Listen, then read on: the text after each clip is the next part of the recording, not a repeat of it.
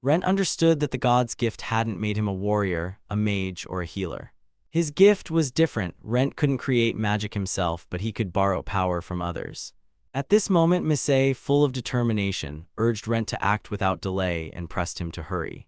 Guy, addressing the monsters, confidently suggested they begin their attack, expressing his readiness for battle and his belief in his own strength. He focused all his magical energy, gathering it into a single point, and unleashed a powerful explosive strike, demonstrating the immense power he possessed. Elder Healer L admired Guy and declared that he was truly the best among them.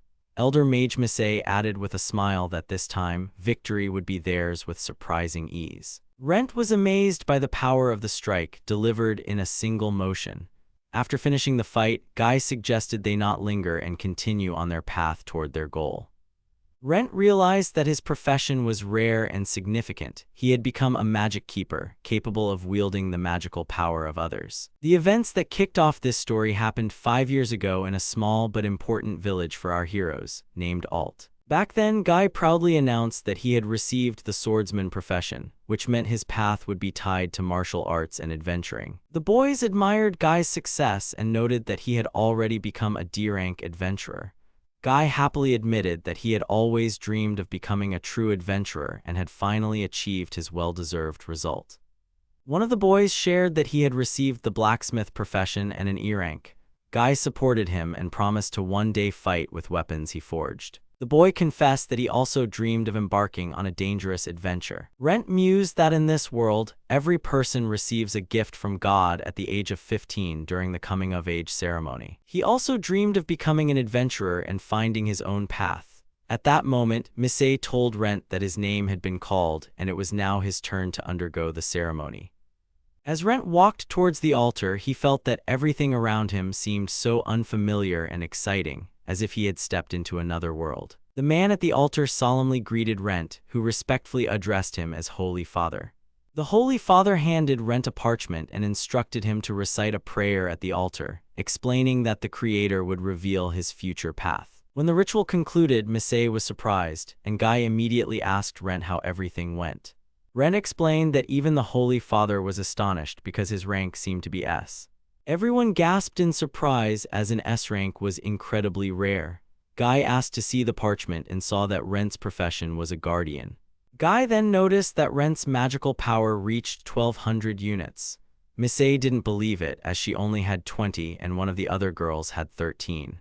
Guy wanted to know Rent's ability. Rent read the description and realized he could transfer magical power to other people, essentially lending them his energy. Guy began to understand that this meant they could take magical power from Rent and use it in unlimited amounts, as long as it was available. Misei happily supported Rent and called his skill amazing. Hearing this, he became flustered and uttered her name in confusion. Misei said that such a gift was especially valuable with a rare S rank, and she congratulated Rent. He was surprised by her words but was touched and thanked her. Rent understood that lending was just one of the magic guardian's skills. Essentially, he could store more magical power than ordinary mages. Magical power was expended when using skills, but it regenerated over time during sleep or rest. However, each person had their own limit to their magic reserves. Rent had a special internal space, a magic vault, where he could store excess power. Along with his main reserves, this gave him 2,400 units of magic. However, Rent doubted whether he could use his skills correctly, as no one had taught him yet. He recalled that magic is built on a clear image and compared his vault to a child's piggy bank where coins could be stored. Gradually, Rent realized that this image suited him. Only instead of coins, he would store magical energy in the piggy bank. Misei concentrated and cast a fireball spell using power from the vault. After that, Rent activated his borrowed magic skill. Feeling a surge of energy, Misei realized that the power was indeed returning. Rent explained that to return magic, one needed to place a hand on the target and direct a flow of power into it. Misei repeated his actions to test the skill, and Rent confirmed that she had done everything correctly. Guy remarked with astonishment that the vault resembled a piggy bank. Rent nodded and explained that it was the clearest image he could come up with.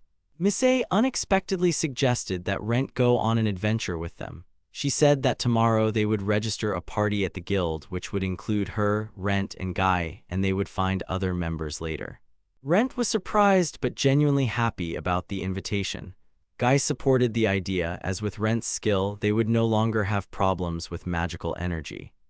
Rent reminded them that his magic couldn't be used without limits because borrowed power had to be returned. Misei said that Rent had always dreamed of a life full of real adventures, and now he had that chance. Rent confirmed this, then asked if they had already chosen a name for their future party. Guy proudly announced that they had decided their team would be called Sword of Limitless Sky. He added that, in time, this name would become a symbol, as their plan was for the sword to cleave the very sky itself. Misei reacted with doubt, suggesting Guy reconsider the name and perhaps come up with something more fitting. Rent, despite Misei's skepticism, admitted that he thought the name sounded really cool and inspiring. Guy, in response, simply reaffirmed his opinion confidently, not intending to abandon the idea. Misei sighed, addressing them as hopeless boys with a tired, ironic exasperation. Then, Elle approached them, introduced herself, and said it was a pleasure to meet them, adding a new member, a healer, to the team.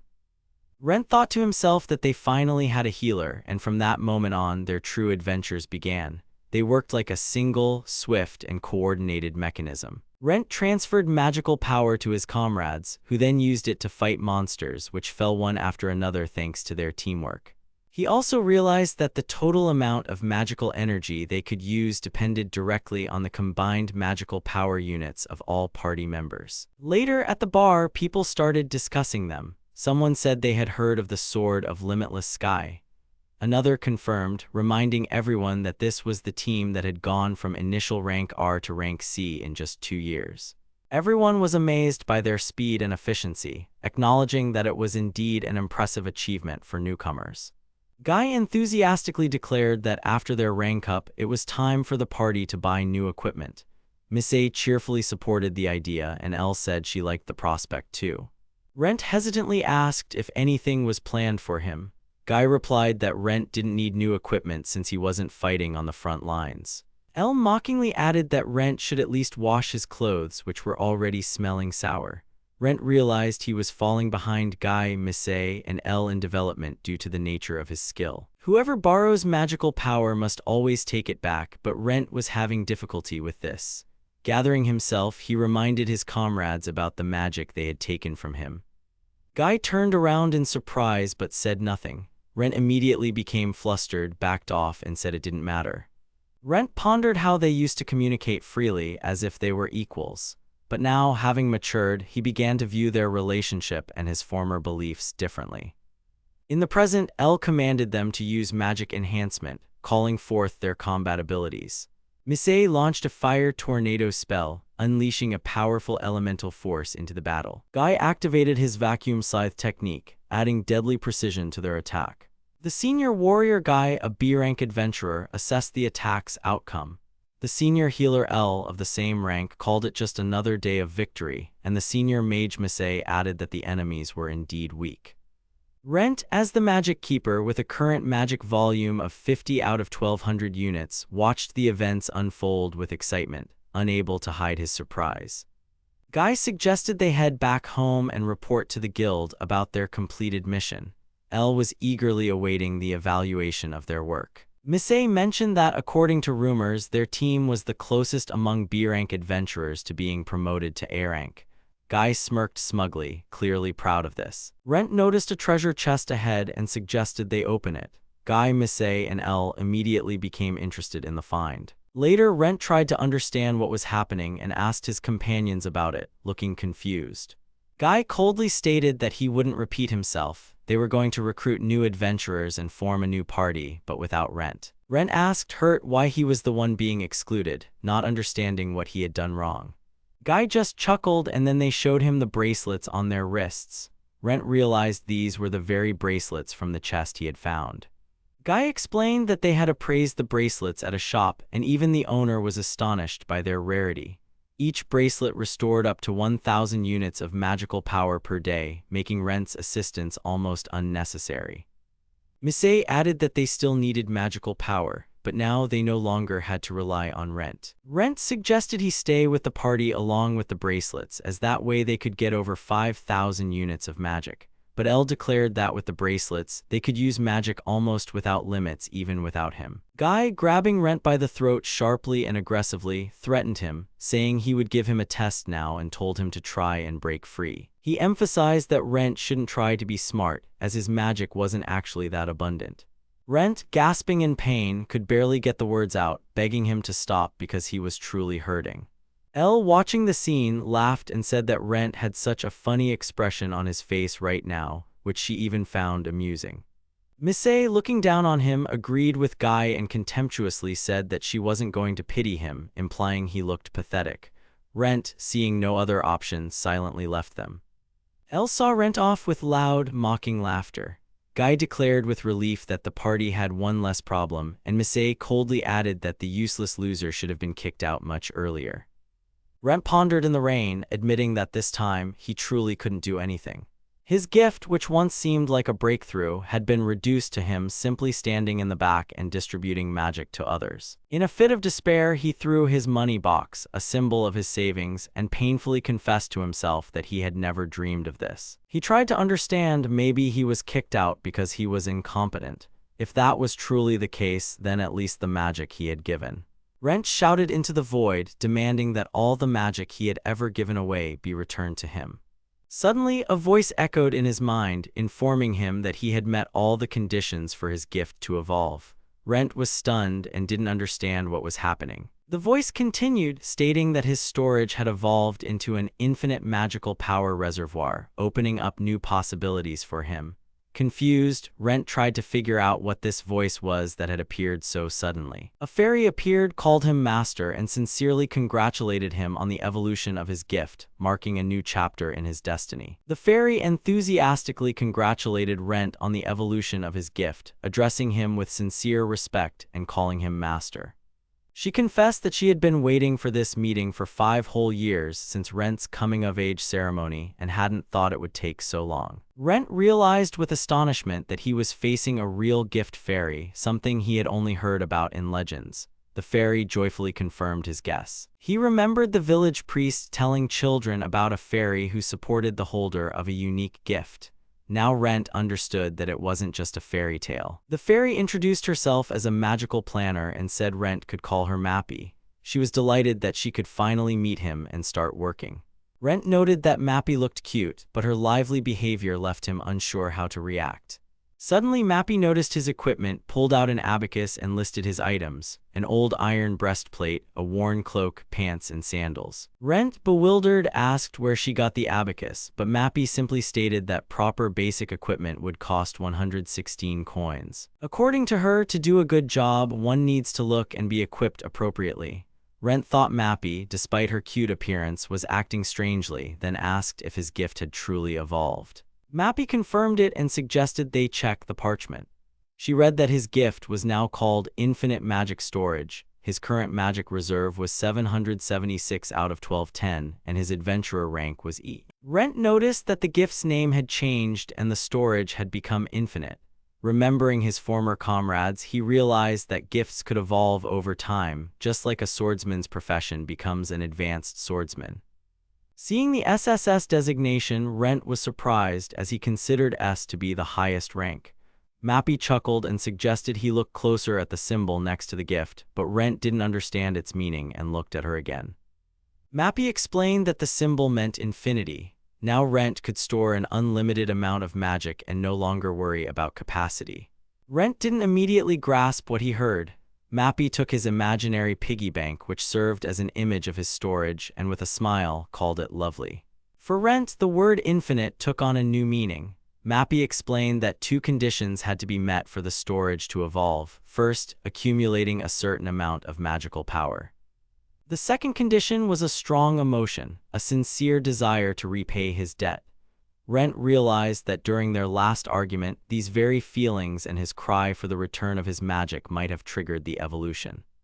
Mappy was surprised it took him 5 years, as the conditions seemed simple.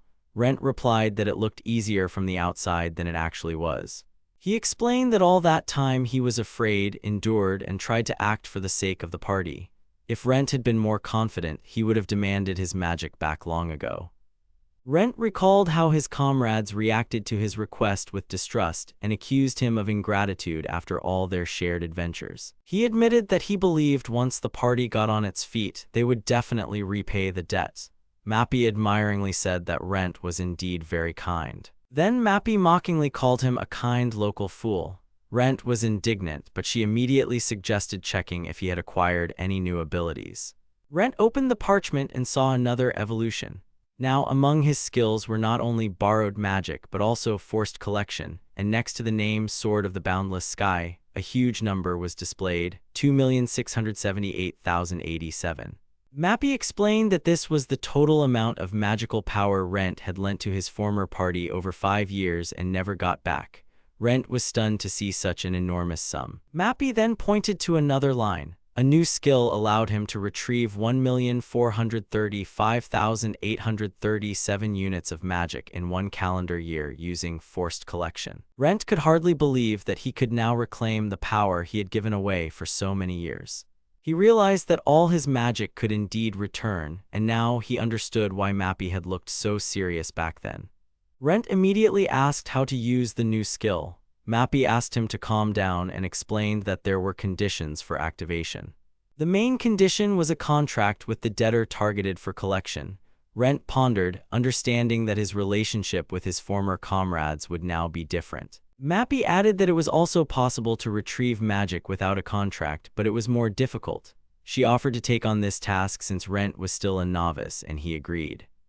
Passers-by noticed Rent talking to the invisible Mappy, but decided not to interfere and walked away. The next morning, Guy, in a good mood, declared that the evening had gone well, and now it was time to go to the guild and find a new member for the party. But suddenly he saw Rent and stopped abruptly. With surprise, he uttered his name, not expecting to meet him again. Elle reminded him that Rent had already been expelled from the team and was no longer associated with them. Guy confirmed that there was no longer a place for him in their party. Misei approached Rent with a bundle of his belongings and said that the innkeeper had barely gathered all his junk, and they were already wondering how to get rid of it. Rent silently handed them a piece of paper with the number 2,678,087 and explained that this was how much magical power he had lent them over years of shared travels. Guy didn't immediately grasp the meaning of the number. Then Rent declared that he had come to find out if they were ready to return everything he had given them. Guy mockingly scoffed, and Misei irritably called it a fabrication. Rent sternly ordered them to be quiet. He explained that when someone borrows something, they are obligated to return it. His gift wasn't just a regular tool, like the bracelets they were currently using. Guy, feigning calmness, stepped closer, grabbed Rent's clothes, and rudely declared that he dared to ask for something with such a tone. He added that Rent should show more respect as he was just a small-time nobody. Elle giggled, watching the scene unfold. Rent, gathering his resolve, lowered his head and restrainedly stated that, in that case, he humbly requested them to return all the magical power he had ever given them. Guy mercilessly kicked Rent in the head, pinning him to the ground, and contemptuously said that they would never return anything. He added that Rent shouldn't show his face around them again and bid him farewell, stating that perhaps they might meet again someday, in a different, more unpleasant setting. At that moment, Mappy announced that the Central Information Agency had completed the debtor's identification. The contract was successfully concluded, and the master could now activate a new skill. Rent, with full determination, activated the ability called Force Collection. Meanwhile, Guy laughed and called Rent extremely annoying. Elle admitted she was surprised by his return, and Guy declared that after everything that happened, Rent would hardly dare to approach them again. Misei added that he should have been taught an even harsher lesson to make sure he remembered it. Guy praised her severity, but Misei, calling out his name, suddenly trailed off. At that moment, Rent used his ability. Misei felt a strange sensation and said she felt something unusual. Guy asked if it was related to Rent's gaze, as if he was still watching them. Misei brushed it off, calling it nonsense, and Guy laughed, completely unaware that everything had already changed. Mappy unexpectedly apologized to Rent as if she had said something out of line. Rent was surprised and asked why she was suddenly apologizing. Mappy replied that in her opinion, Guy wielded magic better than Rent himself. The young man became wary, but the fairy immediately declared it was just a joke. Rent wondered if it was truly a joke, as Mappy's words sounded too sincere. At that moment, his storage, which he imagined as a piggy bank, began to automatically collect the magic he had previously lent out.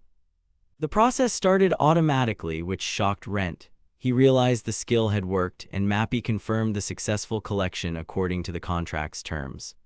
Rent realized that his former comrade's magic would now automatically return to his storage. Seeing his power reserve grow before his eyes, he felt invigorated. In Rent's mind, the mysterious voice sounded again, informing him that the condition for obtaining a new skill had been met. Rent became wary, not understanding what this would lead to. A voice announced that he had mastered the skill Magic Operation. Mappy observed with interest that Rent seemed to have gained another useful ability. Rent read the description: Magic Operation consumes the user's and the storage's magic, increasing the user's maximum capacity. For every 1,000 units of magic spent, the limit increases by 1. Mappy noticed his confusion and asked if everything was all right. Rent admitted that he had expected something more powerful from the new skill. Mappy was indignant and declared that he was mistaken, as this skill was perfect for developing magical abilities. Frightened by her gaze, Rent quickly agreed. But in his mind, he still had doubts. He now had infinite magic storage, so he didn't understand how urgent it was to increase his own limit. Rent changed the subject and reminded Mappy that she had mentioned different types of forced collection. Now he wanted to know the details. Mappy explained that there were 3 types of forced collection. The first was a one-time collection, where the required magic was taken all at once. The second was called installment payment. In this case, the volume and number of regular payments were agreed upon in advance. The third and most terrifying type was called Gates of Hell. With this, magic collection resumed indefinitely. Hearing this name, Rent became wary and immediately imagined something grim. Mappy calmly stated that this was precisely the type currently applied to his former squad. Rent tried to understand the danger of these renewable collections. Mappy explained that it was like a quicksand trap from which it was impossible to escape. This method was considered the cruelest way to repay a debt. However, on paper, everything looked harmless, a fixed amount that needed to be repaid regularly. Rent noted that it sounded like an installment plan. Mappy objected and explained that an installment plan divides the total debt into parts, allowing the debtor to see the end of payments. Renewable collection worked differently. Even if the debt was 100 or 10,000 units, the debtor paid the same amount each time, and there was no end to the process. Rent was astonished, realizing how terrifying his new power had become. Mappy excitedly presented calculations based on Rent's former comrades. The 3 of them had 3,600 units of magic, and their regeneration was 10% per hour, 360 units, which meant 8,640 units of magical energy per day. Mappy added that the 3 bracelets restored another 1,000 units each, so up to 11,640 units of magic could be collected from the former squad per day. Over a year, this amount would reach 1,435,837 units. She explained that in 10 days, about 8% of the total amount would accrue, which was approximately 115,000 units of magic. Rent became alarmed and asked if he would really have to pay interest for using his own skill. Mappy confirmed this, calling the interest part of the infinite storage's power. Rent felt cheated and mentally compared her to a loan shark as she continued calculating. 116,400 units could be collected in 10 days. However, the interest for the same period would be about 115,000 units, so almost all the collected magic would go towards paying it off. The principal debt would barely decrease and would only grow at the beginning of each month. Rent asked in astonishment if such an agreement had truly been made with his former comrades. Mappy calmly confirmed it, and Rent let out a heavy sigh, realizing that he himself had entrusted her with the contract terms. Mappy casually said that everything would be fine. According to her, Rent's former comrades never thanked him, and now it was time for them to get what they deserved. She reminded him that they had kicked Rent out of the squad they created together, so they didn't deserve any pity. Rent called her name, sounding doubtful. Mappy continued, stating that now they should hunt down his former comrades, overwhelm them with his new power, and make them regret everything. Perhaps they were the truly incompetent ones. Rent called her name again, this time louder. Mappy responded cheerfully, but he admitted that her words were scaring him and making the atmosphere too gloomy. Bar patrons started looking around, noticing his strange behavior. Mappy said she was just voicing his true feelings. Rent quickly objected, but she added that the contract could be changed at any time. He nodded, showing that he understood. Mappy added that she would consider changes if Rent ever decided to apologize for this mess.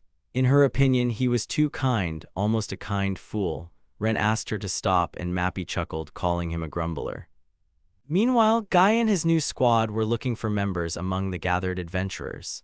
A woman claimed she was a born thief with incredible speed, but Guy immediately rejected her. Then a man with a dark magic gift approached, assuring them that age didn't reflect his strength. Guy contemptuously stated that he didn't want to bother with old men and concluded the selection. Elle called all the candidates a bunch of losers who were far from their elite squad. Guy completely agreed with her. Misei showed a sheet with a sniper's data and said he might be useful, though he somehow reminded her of someone familiar. Guy smirked and asked if she missed Rent. Misei sharply replied that she hated Rent and was glad they got rid of him. After all their adventures, she realized she liked strong, reliable men with a sense of self-worth. Guy said her name, but Elle immediately intervened and told Misei not to flirt with her boyfriend. Misei was indignant, and Guy asked them to calm down. Then Guy noticed a bruise on Misei's neck and asked where it came from. Misei was scared by the strange mark, and Elle noticed the same mark on Guy. Guy examined himself and realized that a similar magical pattern had appeared on all three of them. Misei, in a panic, asked what this symbol meant. Elle suggested it was a magical sigil. Guy confusedly admitted that he didn't remember any spell being cast on him. Misei offered to check their statuses, but upon looking at her parameters, she was horrified to discover that her magical power had disappeared. Meanwhile, Rent watched as the magic reserves in his storage grew again. Mappy commented on what was happening with a satisfied smirk. Mappy was sure that Rent's former comrades were panicking right now and didn't understand what was happening. Rent admitted that if they realized this was his new skill, they would surely start looking for him. Mappy mockingly asked if he was afraid of them and suggested he just fight back. Rent awkwardly replied that he didn't have the strength for an open fight against them. Mappy reminded him that he had already gained many new skills, which meant it was time to truly use his accumulated power. Rent realized that the next condition for his gift's evolution might be determination, to use his powers to their fullest and never back down again. Mappy seriously told him that on that day his soul had cried out to her from helplessness, pain, and neglect. Rent had dreamed of becoming a new person then, a true adventurer. He used to depend on others and cling to their support, but all that was now behind him. Mappy declared that from now on, Rent would forge his own path and experience his own adventures. She emphasized that Rent was incredibly strong and needed to become more confident. If he encountered difficulties along the way, Mappy promised to support him. Rent was on the verge of tears from her words. He thanked Mappy and asked what they should do next. Mappy replied that besides controlling magic gathering, they should focus on his level and skills. To start, she suggested completing the path to the next rank and finishing his current E rank. Rent was encouraged and suggested they go to the artificial garden on the outskirts of Melba, a city created by an ancient sorcerer. He had already trained there for some time after forming his previous party. Mappy asked where Melba was. Rent explained that the city was far away, and even by fast carriage, the journey would take about 2 weeks. Mappy decided that the trip would give them extra time, even if his former comrades started pursuing them, so she suggested they leave for Melba immediately. According to Mappy's calculations, 3 weeks of intense training would allow Rent to gain enough strength to eventually defeat the traitors. Meanwhile, Guy irritably tried to figure out how to get rid of the strange mark on his body. Rent activated Magic Operation and, to begin, spent 1,000 units of magic. His maximum magic capacity immediately increased by 10 points. A voice in Rent's head again announced that the condition had been met. After using Magic Operation, his magic recovery doubled and his forced gathering abilities were adjusted. Rent realized with delight that his recovery had increased from 10 to 20% per hour. Mappy noted that this wasn't the limit yet, but advised him to use the skill carefully for now. At that moment, the coachman announced that the transport to Melba was ready to depart. Elsewhere, an old man studying ancient magical texts sifted through manuscripts, trying to decipher an unfamiliar sigil. Misei irritably reminded him that he still hadn't figured out the symbol's meaning. The old man confessed that in 80 years of research, he had encountered an unknown spell he couldn't understand for the first time. Guy impatiently yelled at the old man not to complain but to solve their problem. The old man panicked, began apologizing, and stood up. Later, Guy and his party fought monsters, and Misei launched a fireball at their opponents. Guy, taking a hit, shouted that he had been struck. He admitted that usually, opponents didn't even get close to him. Misei added that they were lucky because the spell cast on them wasn't permanent. She speculated that it could be dealt with by drinking a potion and replenishing their magical resources. However, she immediately reminded them that a magic recovery potion cost 10,000 gold per bottle. Guy asked how many vials she had left. Misei replied that she had about 50 bottles. Guy, stunned, asked again. Misei confirmed, adding that she had spent 500,000 gold on them. Guy realized they had no choice and admitted they would have to make do with what they had. Misei said with concern that their supplies would soon run out and they urgently needed to lift the curse. Guy cursed irritably, calling the whole situation a pain in the ass, and asked Elle to help him recover.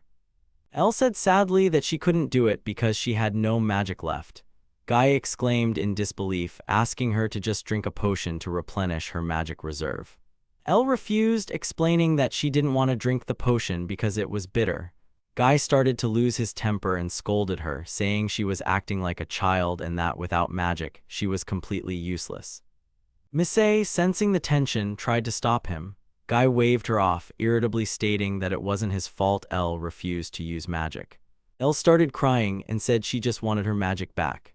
Misei, hearing these words, suddenly remembered Rent. The thought of him flashed through her mind, and she wondered in horror if he might have been the one who cast this spell. Meanwhile, Rent sat next to Mappy, admiring the surrounding nature. He smiled and asked if she enjoyed watching such landscapes. Mappy enthusiastically replied that she absolutely loved the sight. She asked what volcano was visible on the horizon. Rent explained that it was Mount Grimo. According to legend, a real dragon's nest was located at its summit. Mappy reacted with admiration, saying it was amazing.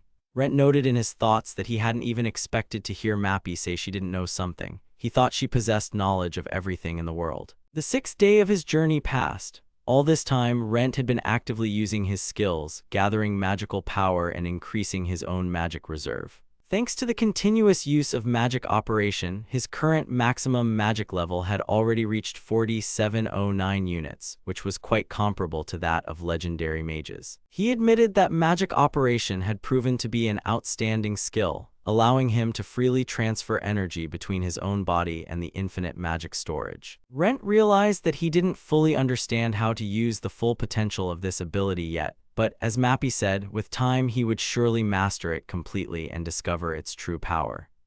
He took a deep breath and told himself that now they just had to continue their journey, and with each passing day, he looked forward to new improvements even more. In Rent's mind, that same voice spoke, coldly and precisely informing him that a total of 350,000 units of magical power had already been spent on magic operation. This meant that the condition for a new level had been met, and now the level of the magic operation skill itself had increased by 1. Moreover, something new became available, a skill called Purchase. Rent was stunned by what he heard. His first reaction was a mix of surprise and confusion. Mappy didn't hide her joy and enthusiastically congratulated him, saying that he had truly done it. Rent immediately checked his parchment for confirmation, but at first glance, nothing new appeared. He noticed this with confusion. Mappy explained that it was simple. He needed to swipe his finger across the parchment from bottom to top as if the sheet were magically turning. Rent, following her instructions, made the motion and was surprised to see something unexpected. Information he hadn't noticed before appeared on the parchment. Mappy cheerfully replied that it was a magnificent selection of skills and suggested he take a closer look. Rent read the entries and was astonished. Before him appeared abilities that, according to legends, were usually only available by the will of a god. Under normal circumstances, no one could obtain such abilities, but now it turned out they could be acquired. Mappy explained proudly that now he understood why the infinite magic storage was a unique SSS rank gift. She then asked him what kind of adventurer he wanted to become, offering help and advice, as he could now acquire almost any skill he desired. They arrived in the city of Melba. Mappy noted with interest that the city was bustling. Rent said this was logical, as adventurers from all over the world came to challenge the great Melba labyrinth. Mappy clarified that as far as she remembered, Rent had been there before when he first started his journey. Rent confirmed this. Later, at the guild reception, a girl asked if he was part of any party. She clarified if he really wanted to change his base of operations from his previous city to Melba. Rent affirmatively replied that this was indeed the case. The girl at the reception desk announced that the registration was complete and he was now officially authorized to enter the Great Labyrinth. She congratulated him on this achievement. Rent said that he would now have a real advantage. Mappy added that even if the traitorous party decided to pursue them, there was no longer any need to fear them. They approached the entrance to the Great Melba Labyrinth. Mappy excitedly pointed to the dungeon, inviting her master to step forward. On the first level of the dungeon, which was called the Great Plains, the recommended adventurer rank was F. Mappy was slightly puzzled and hadn't expected such a level. Rent explained that the Great Melba Labyrinth was a space created by an ancient sorcerer. No one knew exactly what this place was. Suddenly, they encountered a Mimitobi rat. Despite its size, it was fierce and particularly dangerous as it fed on human flesh. Mappy reminded him along the way that they now had a close combat skill. Rent confirmed that the dagger he was now using was intended for self-defense, but admitted he had almost never used it in practice. Mappy said it was now time to try out this weapon in real combat. A voice announced that level 1 dagger art had been activated, with a cost of 1,000 magic power units. Mappy continued and suggested trying a ranged attack. Rent agreed and expressed the thought that he needed a spell that could be cast easily and accurately. He chose the Fireball spell. The voice confirmed the activation of level 1 fire magic with the same cost, 1,000 magic units. Mappy praised him for instantly mastering the new spell. Rent exclaimed that he was now not only agile and fast, but also capable of using magic. The voice immediately activated 2 new skills, level 1 body reinforcement with a cost of 5,000 magic units and magic manipulation, also level 1 and with the same usage cost. Rent happily noted that all of this was possible thanks to Mappy's recommendations. Mappy drew attention to the items dropped by the defeated enemies and exclaimed in surprise. Rent explained that these were magic stones. When they defeat demons in the dungeon, they turn into these stones, which correspond to their power level. If these stones are brought to the guild, they can be exchanged for money. Mappy's eyes lit up and she admitted that she suddenly felt highly motivated. Nearby in the dungeon, other adventurers were panicking. One of them loudly declared that he had run out of healing potions and urged the others to hurry, because if they held out, they could earn money. Mappy laughed and called it classic rookie behavior.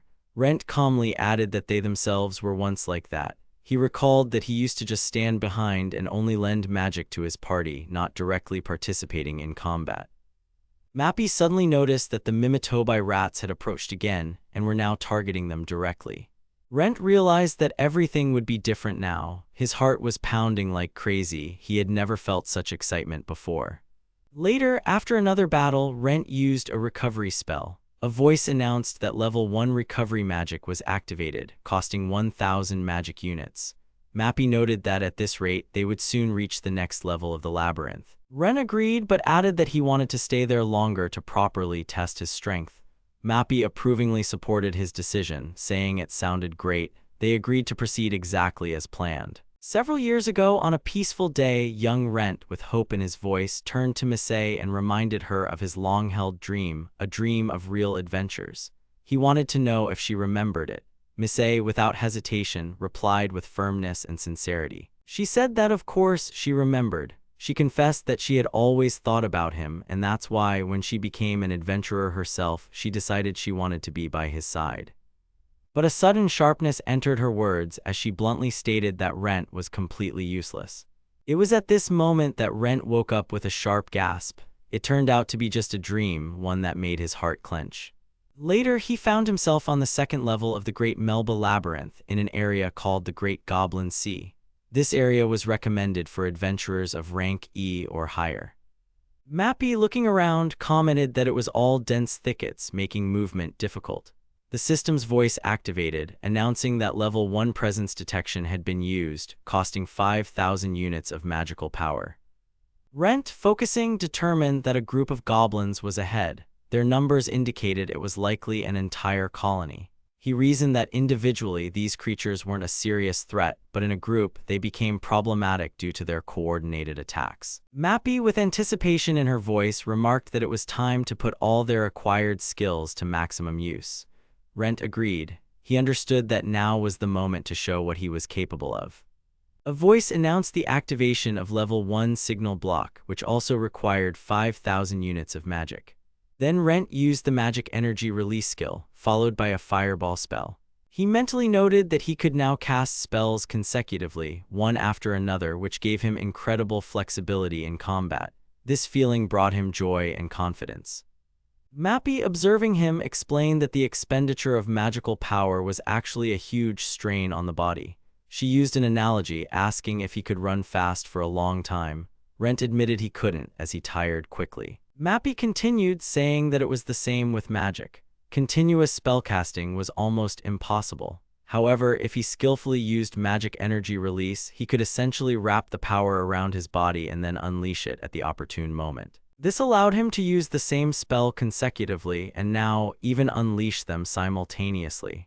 Rent realized with surprise that he had indeed managed to do it. At that moment, the goblin chief, the colony's leader, appeared before them. The battle was short. Rent swiftly and effectively dealt with the threat, defeating all enemies. Mappy was thrilled. She said with admiration that he had single-handedly conquered an entire goblin colony. Rent gently replied that he wasn't alone, as Mappy had been with him the entire time. The fairy smiled, acknowledging his kindness, and then suggested they continue collecting as many magic stones as possible. Later, at the guild, the registrar began counting the magic stones extracted from the goblins. She tallied 1,341 stones, valued at 134,100 gold. The 21 stones from the goblin chief added another 10,500 gold to the reward. Someone in the guild asked in surprise if he had really done all of that by himself. The girl continued her calculations. Other materials collected during the colony's destruction were valued at 42,000 gold. This brought the total reward to 186,600 gold. Sitting in the tavern, Mappy was absolutely delighted, savoring a dish of fried squid. She raved about its crispy texture, fresh meat, and the amazing taste of the sauce, admitting she couldn't stop enjoying the treat. Rent chuckled and added that thanks to their efforts, his adventurer rank had also increased from E to D. He expressed confidence that if he fully utilized all his acquired skills, he would become even stronger. He also mentioned that in the future, when he met Guy and the others again, he would be able to hold his own. That's why he decided he needed to keep training. It wasn't just a desire, it had become his goal. Mappy looked at Rent and said that since they had already changed cities, their former comrades wouldn't be able to find them quickly. However, it was only a matter of time. Sooner or later, those fools would learn about the contract and surely come to settle things. Mappy added that they needed to accumulate another 150,000 units of magical energy.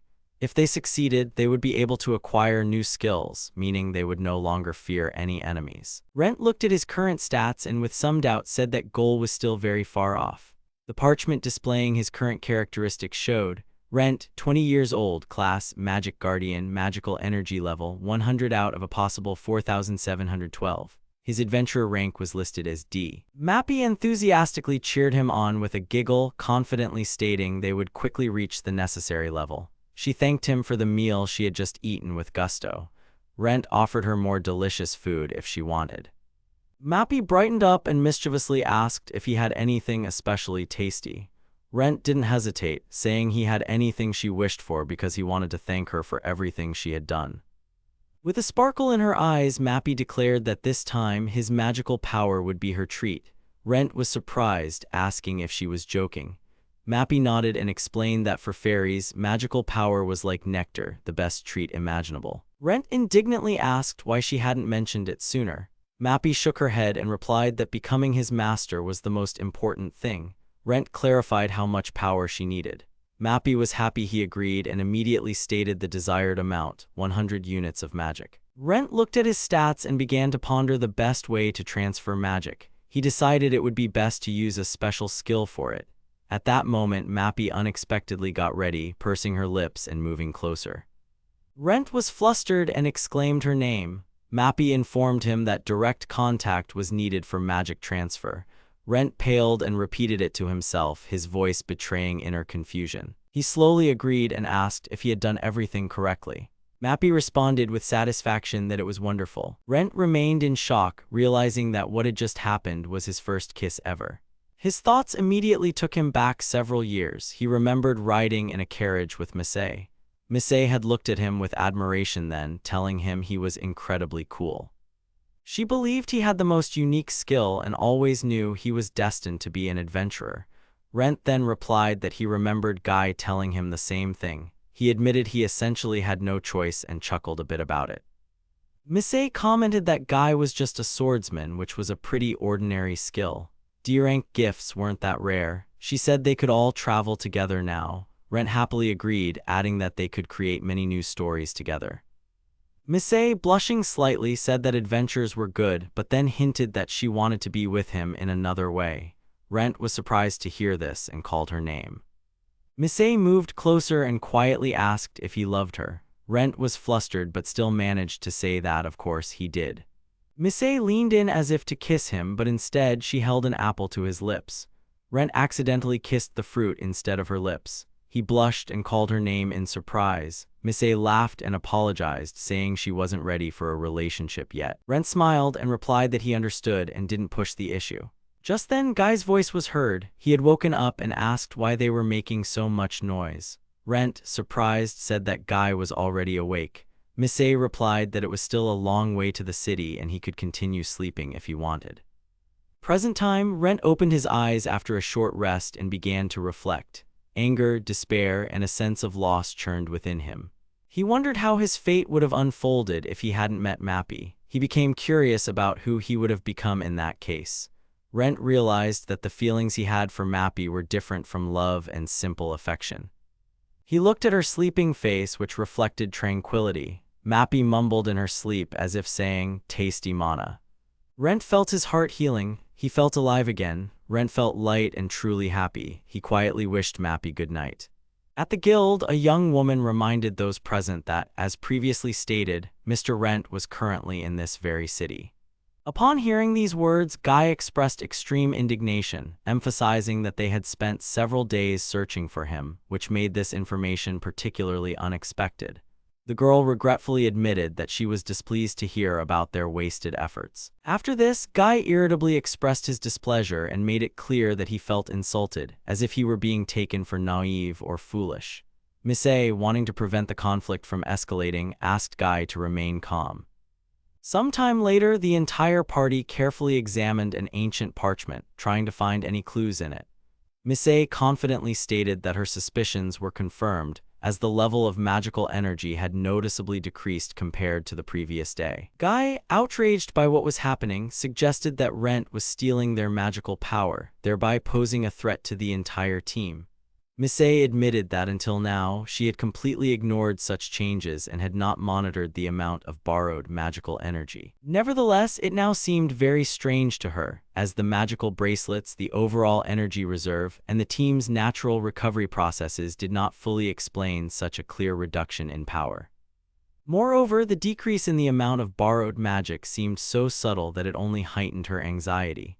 Guy tried to understand what she meant and expressed interest in her thoughts. However, Misei directly stated that she herself could not yet fully explain what was happening. Elle, tired of constantly consuming potions, expressed her dissatisfaction with how long they would still have to depend on these expensive and unpleasant-tasting concoctions. Misei calmly explained that there was no alternative for now, and that if each of them drank 45 bottles of potion, the daily loss of magical energy could be balanced. In response, Elle whimsically declared that she didn't want to continue and suggested the others drink to her. Guy, bewildered, criticized her frivolous statement. Misei, surprised, asked if she really meant that others should do it for her. Later, the group arrived at the guild where Misei approached an elderly man who introduced himself as Grandpa and asked if he remembered them. The old man thought for a moment, then confidently stated that they belonged to the very squad he had heard about earlier. Misei happily noted that he remembered them and informed him that they were currently facing many serious problems. The old man, not fully understanding what she meant, made a puzzled sound. L, trying to be convincing, declared that they truly needed his help right now. Hearing this, the old man asked if they really meant him. Sometime before these events, Misei suggested they all consider the nature of a spell that, in her opinion, was designed to drain a certain amount of magical power from their entire squad. She hypothesized that the solution to the problem could be found by increasing the group's total magic.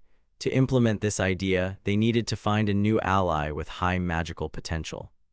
Guy approved of the idea, believing that such a step would help reduce the spell's impact on the remaining group members. Elle expressed delight and admiration, calling Misei truly brilliant. According to her calculations, the old man's magic level was a whopping 4,200 units, which was indeed a very impressive result. In the present, Misei asked what he would say about it. The old man began to answer, but at that moment a man approached him, apologizing for the wait. The old man noted his arrival with relief. The man was curious about who these girls standing nearby were. In response, the old man explained that they just wanted to ask him a few questions. Misei sharply clarified if that meant he was no longer free. The old man explained that the situation had changed and that he had heard about a strange curse placed on them, also informing them that this information had already spread throughout the guild. He also noted that he wouldn't want to deal with something like that. Upon hearing this, Misei, clearly indignant, accused him of indifference. Elle tried to stop her, suggesting they wait a bit. The approaching man smirked at the situation. A woman standing next to him contemptuously remarked that they had previously refused to let her join their group, and now, in her opinion, they looked humiliated. She added that they shouldn't look down on others. The man supported her, saying that apparently these girls had seriously offended someone and were now suffering due to the curse placed upon them. The woman agreed and regretfully admitted that she used to even like them, but now everything had changed. The man concluded that their time was over. Guy, hearing this, became indignant and defiantly stated that he knew exactly who they were talking about.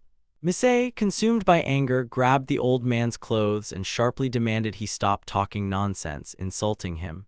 Guy repeated what was said in astonishment, as if he couldn't believe someone dared to claim their time was over.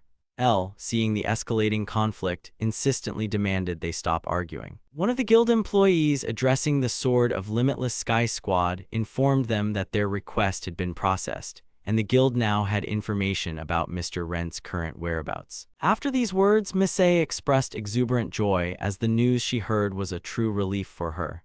Guy, immediately interested, began to insist on getting a precise answer about Rent's exact location. The guild worker confidently stated that Mr. Rent was currently in a city called Melbu. Misei was astonished by what she heard, as the name of this place was unexpected. Elle, hearing the name, remembered that the Great Labyrinth was located in that very city. Misei, surprised, tried to comprehend how Rent could be so far from their current location. However, Guy, completely consumed by his thirst for revenge, declared that he didn't care where that place was because he was going to find Rent and destroy him. Later, inside the dungeon, Mappy pointed to the entrance of the third level, marking it as their next objective. Rent warned that the monsters ahead would become stronger and more dangerous, meaning they would need to put in serious effort to advance. On the third level in the Wraith Cave, the recommended adventurer category was specified as Rank D. Mappy shared her feelings about the dungeon, noting that the dimly lit passages, heavy air, and overall impression created a genuine trap-like atmosphere, reminiscent of a classic dungeon. Rent agreed with her, admitting that his heart even started beating faster. Mappy enthusiastically reported that she had a similar feeling. At that moment, a skeleton suddenly attacked them. Rent reacted instantly and launched a quick strike. After the fight, he noted that the attack was unexpected and suggested that the monsters in this area were attracted to sound. Mappy proposed using telepathy to avoid drawing attention. Rent was surprised to hear a voice in his head. Mappy reassured him, explaining that this was another way to communicate. Rent, realizing what was happening, called her by name. Mappy confirmed that she heard him. Rent expressed slight annoyance, adding that she should have told him about this useful ability during their carriage ride. Mappy laughed and apologized, explaining her forgetfulness with a touch of irony. Soon, they continued their journey, and Rent engaged in combat with new monsters. Mappy enthusiastically noted that the third level was much more interesting and eventful than the previous ones. Rent, in turn, pointed out that the caves were quite confusing and emphasized that they needed to be especially careful not to be attacked from blind spots. Using his presence detection skill, he determined that there were adventurers nearby who had engaged in battle with a monster. However, when he saw the monster, his reaction changed. He suddenly rushed forward. Mappy asked worriedly what had happened. Rent explained that an irregular had appeared before them, an opponent significantly stronger than the usual monsters expected on this level. He clarified that on rare occasions, demons from deeper floors could appear on the upper levels, and it seemed that this was precisely what was happening now. Mappy, concerned, expressed her fear that he was going to intervene. Rent sadly admitted that he might be too soft-hearted to stand by. Mappy, seeing an opportunity, reported that she already sensed a potential benefit in the situation. While rushing, Rent accidentally collided with one of the adventurers. The adventurer reacted sharply and asked why he was running around like a madman. Rent immediately apologized for his carelessness. The second adventurer irritably stated that now was not the time for talking. One of the women in the group added that if they wanted to survive, they should flee immediately. All three adventurers, despite their shame, admitted that survival was wiser than death, even if it meant a shameful retreat. They emphasized that there was still a chance to live, just not here. Mappy, watching them flee, clarified if those were the adventurers who had been attacked. Rent confidently replied that no, they had simply detected an irregular. However, he noticed that someone from the group had still been left behind. Mappy suggested that this person either couldn't escape or made a conscious decision to stay. Rent didn't waste any time and ordered them to move forward. Suddenly, Mappy stopped, stating that a dead end blocked their path. Rent pointed out that she should have looked more closely, as one of the walls had a different structure and was made of a different material. He explained that the wall was a magical creation, radiated heat, and therefore had been created relatively recently. At that moment, a thought about the three adventurers flashed through his mind, and he realized they were responsible for this trap. Rent asked Mappy to step aside, cast a fireball spell, and destroyed the magical wall. When the barrier disappeared, a four-armed skeleton appeared before him. Mappy noted that her master was ahead. Standing directly in front of them was a girl who, despite the situation, refused to give up and issued a challenge, calling for an attack. During the battle, one of the men irritably demanded that the girl move faster, not holding back the rest of the group. She immediately reacted, apologizing and promising not to delay her comrades any longer. Meanwhile, the other man was treating the injured person and casting a recovery spell. The first man expressed his displeasure that the healing was taking too long. The healer, with a slight smirk, remarked that there was no need to worry so much about trivial matters. The first man announced that their goal for today was to break through to the third level. The healer, however, admitted that his magical reserves were currently only enough to avoid a fight with an entire horde of monsters. At this time, the girl cautiously reminded them that she also needed medical attention. The man contemptuously pointed at her wound, calling it merely a scratch. The healer refused to waste his remaining magic on her, explaining that he couldn't afford to expend resources on such minor injuries. Another girl standing nearby stated with cold severity that Rinka was already useless, and now she needed to finally pull herself together. Rinka quietly apologized again in response. The first man irritably reminded her that she was constantly dragging the entire party down and that they remained D-rank solely because of her. A girl from their group strongly supported this viewpoint. The healer also added that if Rinka couldn't fight properly, she should at least stay out of the way. Rinka quietly apologized again, lowering her head. The same girl indignantly said that she was tired of hearing endless apologies and suggested she finally prove herself with actions. Suddenly, the second man noticed with fright that not just a boss, but something far more serious had appeared ahead. The first man clarified that it was an irregular and addressed Rinka. She resolutely assured him that she wouldn't let them down this time. The man sarcastically encouraged her to actually be useful, if only for a single time. After that, the three of them left her and erected a magical wall, cutting Rinka off from the exit. The healer smirked ominously. the leading man decided it was time to leave. Meanwhile, a heavy thought about what was happening began to form in Rinka's mind. She hoped she wasn't mistaken and that she hadn't actually been abandoned but merely left to buy them time and ensure their safe escape. But in her memory, the voice of the same man clearly echoed, who had previously stated that it was because of her that the party remained stuck and couldn't advance. Clenching her will, she promised herself she would fight to the very end. With desperate resolve, she stepped forward, challenging the enemy to attack, but then she faltered. Her sword shattered from the enemy's blow. Completely out of the blue, Mappy jumped into the fight, loudly challenging the skeleton, calling it a bonehead and adding a remark about the taste of a fireball. Ren appeared right after her, immediately offering to help and provide healing. Rinka, noticing the monster was still alive, shrieked in horror as it began to rise again. Ren entered the fray, quickly assessing the situation. He realized the monster was a tough opponent and the only way out was to strike its weak point. He cast a fireball spell and aimed for the monster's core. However, the enemy deflected his attack and sent Rent flying backward. Mappy cried out in a panic, worried about his condition. Rent struggled to his feet, said he was generally fine, and declared he had found the enemy's weak spot. He completed the magical operation and used a 20-fold fireball spell, delivering a decisive blow. Meanwhile, in the city, other adventurers were discussing rumors. One of them excitedly noted that a real meteor shower was happening in Melba and suggested they go there to witness the event. Roger, a member of the meteor shower squad, was signing autographs at the time. One of the girls thanked him for his signature. Another man asked him to sign directly on his shirt. Roger asked if he was sure about that. The man enthusiastically confirmed that the signature would be his good luck charm on future journeys. Roger nodded, agreeing since it was so important to the fan. Comet, also from the squad, called Roger to eat, warning him that if he didn't eat his rice, he would take it himself. Roger replied, saying he was almost done. Comet refused to wait, adding that he wasn't going to eat dried-out rice. Nemiria, another member of the squad, smiled and noted that Roger was as popular as ever. Jin, also part of the same squad, solemnly declared that they were going to conquer the Great Labyrinth and hoped that Lady Luck would smile upon them. The adventurers approved of their ambition, expressing confidence in their success. Jin reminded them that it wasn't a money bet. 3 adventurers entered the guild hall. One of them reported that a huge, 4-armed skeleton had appeared in the Great Labyrinth. Roger reacted mentally, recalling a 4-armed monster. The guild receptionist urgently asked if they were unharmed and exactly where they had encountered the creature, promising that a strike team would be dispatched immediately. One of the men who had abandoned Rinka said they themselves were unharmed, but their friend named Rinka had stayed behind to distract the monster.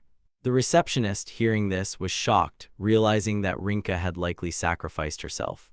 The man confirmed her suspicion. The receptionist ordered an immediate check for signs of life in the labyrinth. Another guild employee clarified that they were referring to Rinka.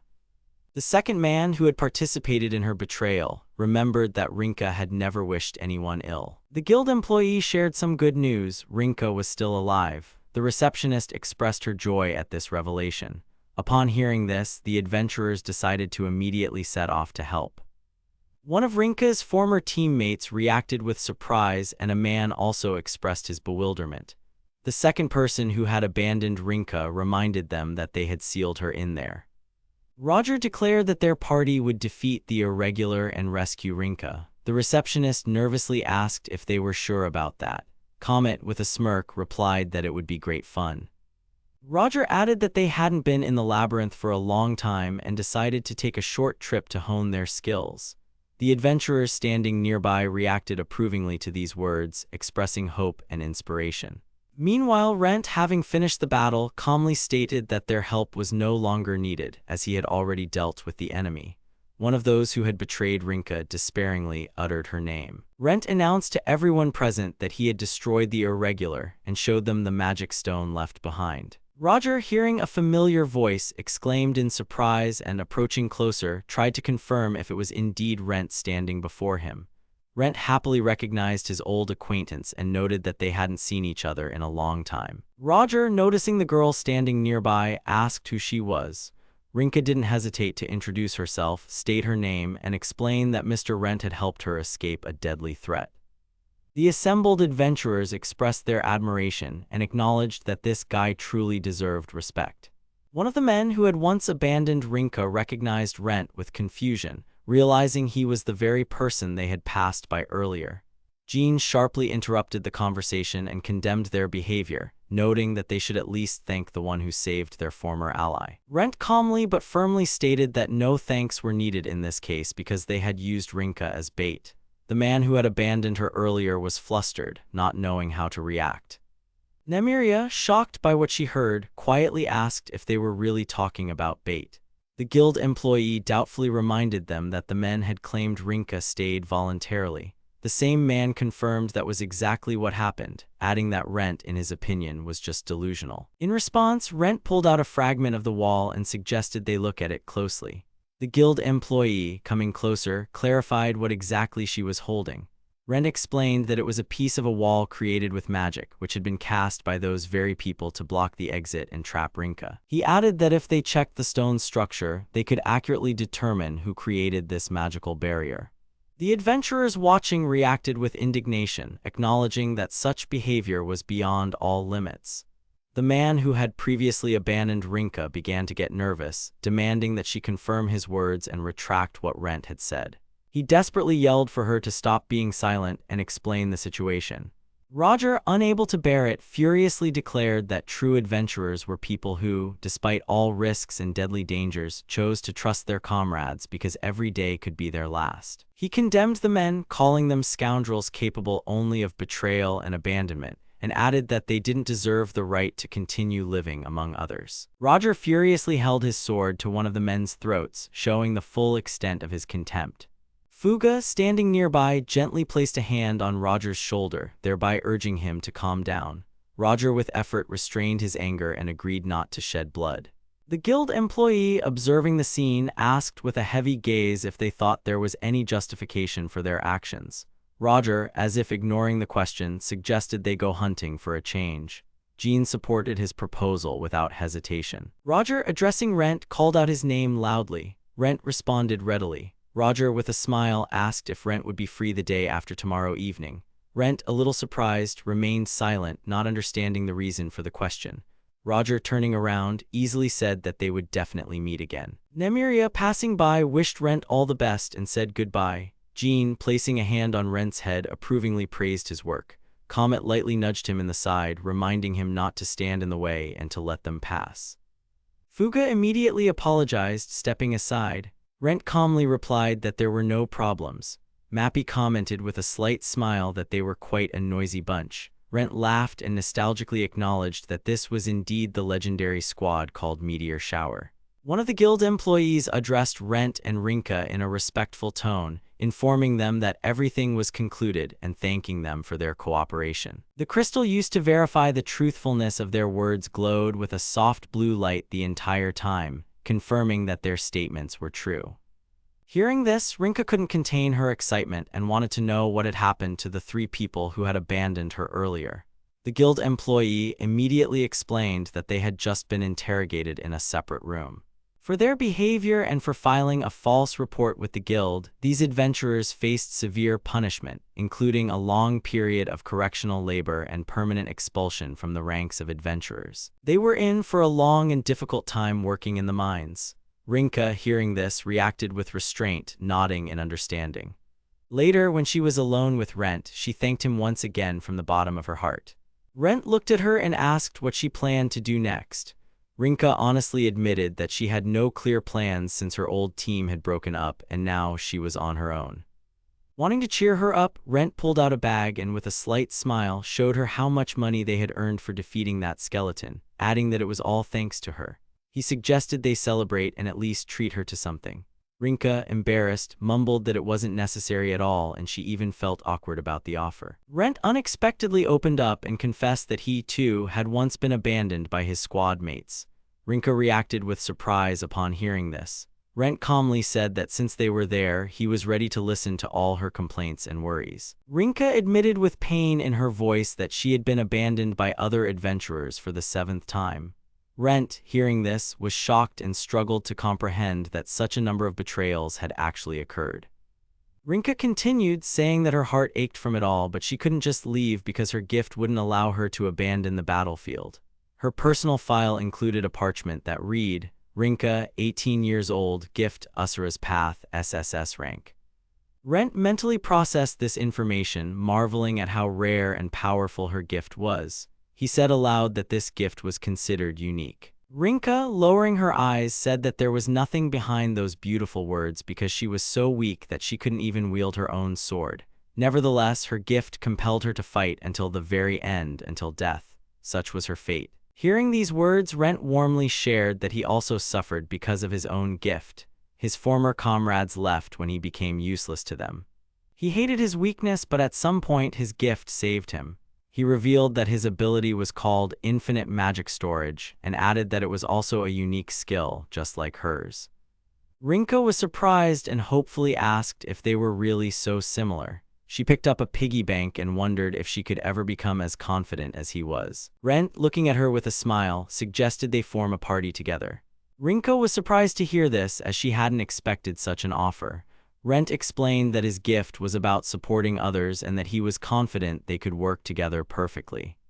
Rinka's mind replayed the cruel words of her former comrades, who accused her of being useless and called her gift trash, claiming that without her, they would be much stronger.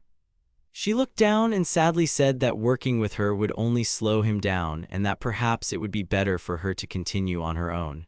At that moment, a quiet chuckle was heard. Rinka looked around in fright and noticed Mappy. Mappy warmly greeted Rinka, introduced herself, and said it was a pleasure to meet her. Rent noticed Rinka's fright and commented that her scream was unexpected.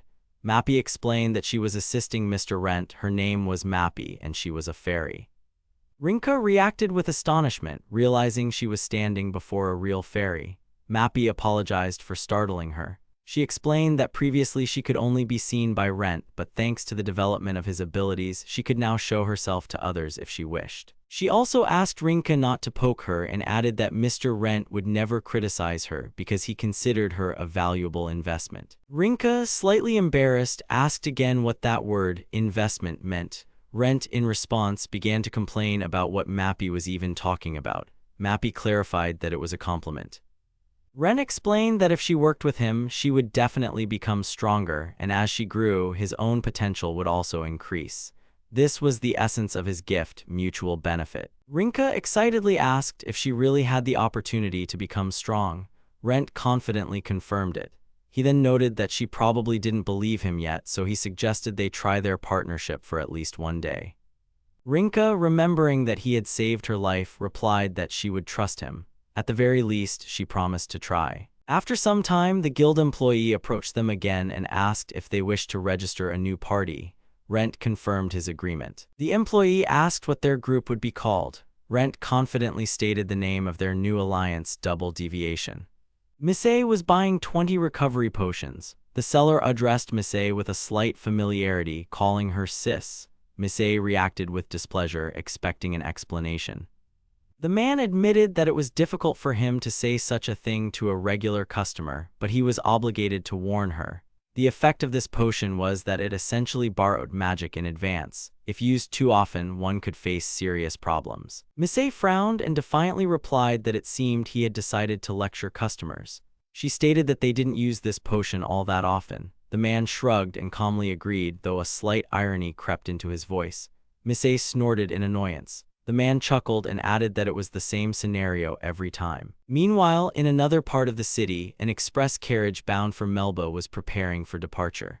The passengers who had taken their seats inside were chatting among themselves and looking with surprise at those who had boarded last. One of them recognized them as members of the two-headed Silver Wolf Party and assumed they were B-rank adventurers. The second confirmed that with such travel companions, the journey promised to be safe. Guy, unhappy with their seats, addressed the party with a proposal to switch places. Elle, with a smile, remarked that she envied their soft and comfortable seats. Miss A added irritably that their own seats were terrible. Guy repeated his request, urging them to give up their seats. Distra, one of the members of the two-headed Silver Wolf Party, asked with interest who they were. Sinistra, another member of the party, immediately recognized them and reminded him that they represented the Infinite Sky Sword Party, one of the fastest-growing B-rank parties in history. Guy, smirking, also recognized his interlocutors and noted that they always lagged at the bottom of the B-rank party list. Roly, another member of their group, exclaimed indignantly, accusing Guy of mocking them. Guy retorted that he had apparently hit a nerve. Roly threatened him not to laugh at them again. Distra decided it wasn't worth making things worse and offered to give them their seats. Sinistra supported his decision. The other girls tried to object, but Distra firmly stated that they were happy to give up their seats to the glorious squad. Miss A unceremoniously told them to move over. Guy snorted in response, commenting that they were weaklings. He also asked Miss A if she had brought any alcohol. Miss A nodded with a satisfied smile. Sarika, observing the situation, noted that these adventurers weren't cute at all and asked her leader if he was sure about his decision. Distra calmly explained that the express carriage delivered passengers to their destination twice as fast as a regular high-speed carriage. This was because it traveled along extremely dangerous paths unsuitable for most other transportation. He also reminded her of the unwritten rule. The person sitting at the back of such a carriage essentially became the guardian for the entire journey, and these three had chosen that role for themselves without even realizing it. Sarika looked at them with distrust, pointing out that they were acting too carelessly, laughing and drinking as if nothing around them mattered. Distra urged her not to make a fuss. Sinistra doubted that a B-rank squad could be so carefree. Shannon, another member of their group, snorted and admitted she couldn't stand these guys. Meanwhile, two men observing from outside noted how eerie the forest remained. One of them noticed orcs ahead and reported in horror that they had already dealt with the security convoy. By their count, there were at least 3 orcs up ahead. They concluded that reinforcements were urgently needed. Hearing this, Distra realized that his squad had work to do. Roly shouted for everyone to get up and prepare for battle. Guy grumbled, asking why he was yelling so loudly. Distra briefly explained that they were entrusting the fight to these 3, inviting them to show what they were capable of, as the enemies were high orcs. Guy confidently reminded him that their squad was B-rank and dealing with orcs was no trouble for them. Distra assigned targets. The twin-headed wolf squad would take the orc on the right, their own squad would take the one on the left, and the security convoy would neutralize the central one. The convoy confirmed their readiness, albeit a bit hesitantly. Distra also added that they were deep in the forest, full of dangers, so they should finish the battle as quickly as possible before other monsters appeared. He declared that, as always, they should deal with the enemies as fast as they could. Sarika activated an acceleration spell, extending its effect to her entire squad. Roly used a combat technique called Chains of Humility, quickly binding the enemy.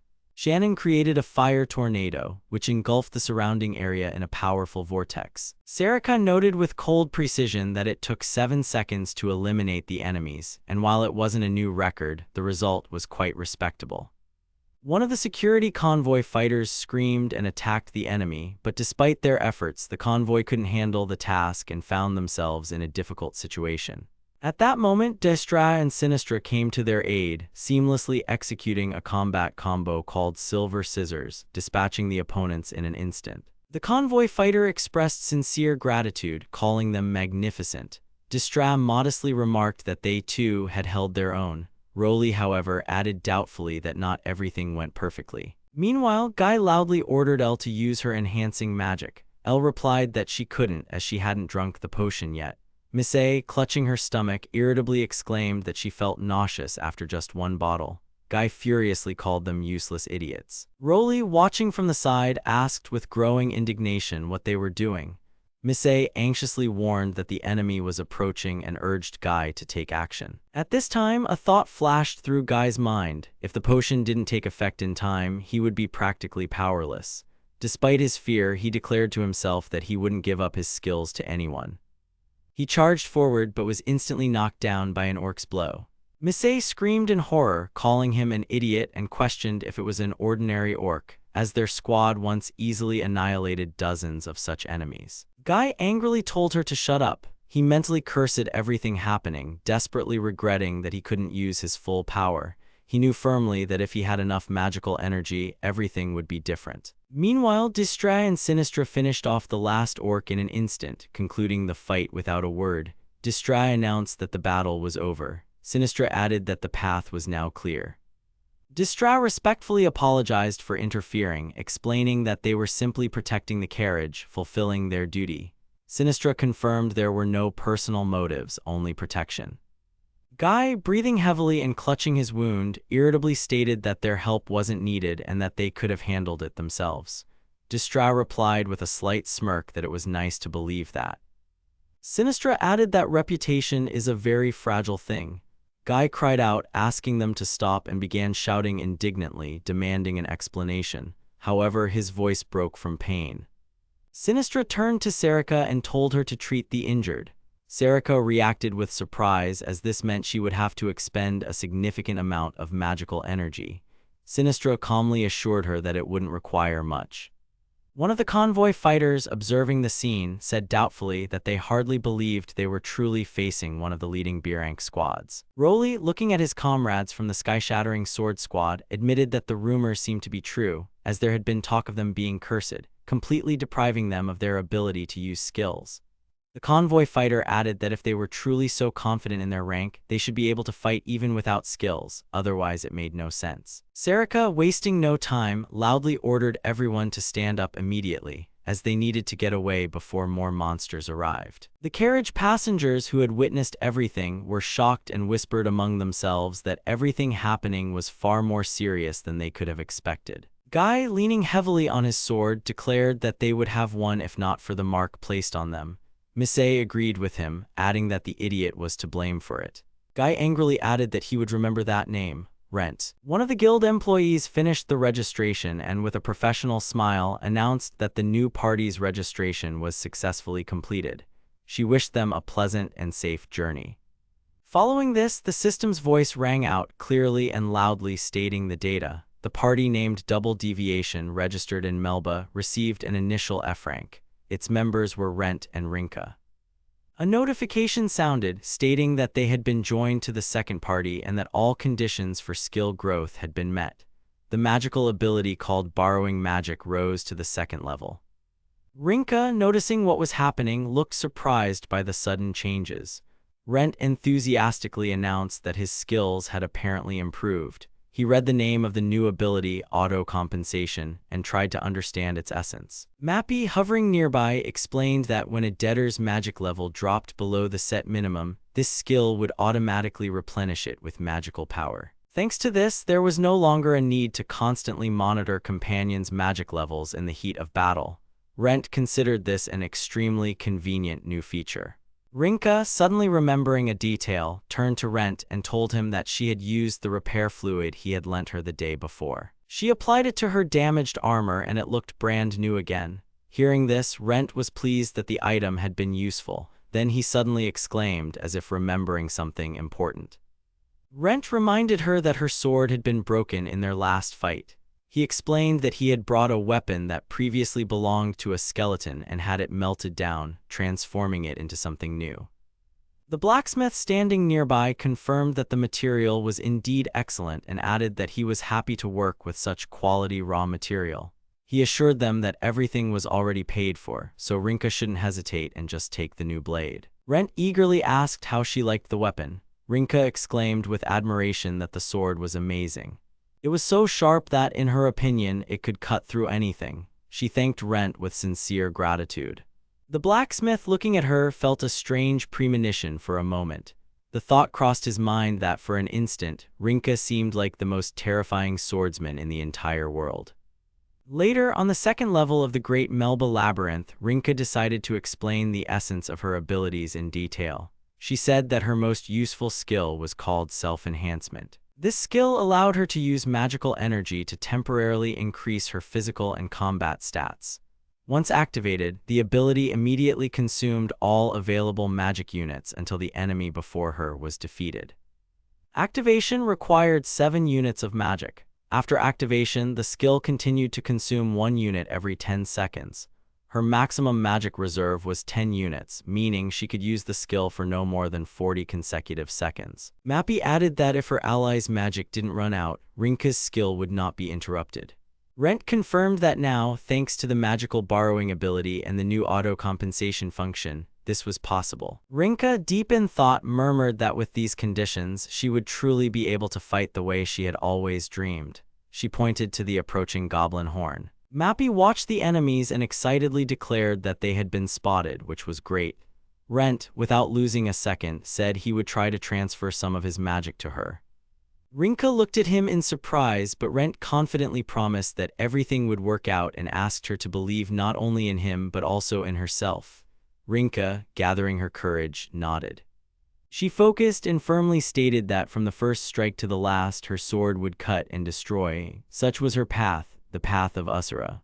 Rent, observing the state of his magic, activated the auto-compensation ability as its volume dropped below 9 units. The magical lending function was immediately initiated. At that moment, Rinka had already entered the fray. In his thoughts, Rent couldn't help but be surprised. Her true strength, a hidden and previously untapped combat potential, was likely beginning to manifest before him. Goblins positioned on higher ground started shooting at them from above, but even that didn't stop Rinka. With incredible speed, she reached the enemies and destroyed them with a single blow. Rent, watching her actions, admiringly acknowledged that Rinka's gift was incredibly powerful. A torrent of power literally emanated from her, capable of suppressing everything around her. Mappy added that the only drawback of her abilities was the high magic consumption. It was no wonder that ordinary squads couldn't unlock her true potential. However, looking at her skill from another perspective, consuming only 1 unit of magic every 10 seconds even seemed like a blessing. She speculated that in the future, the skill would likely become more powerful and require even more energy.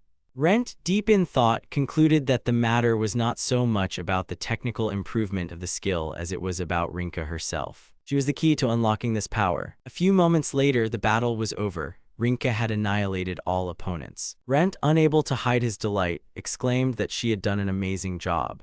Mappy unexpectedly noticed the magic stones scattered around.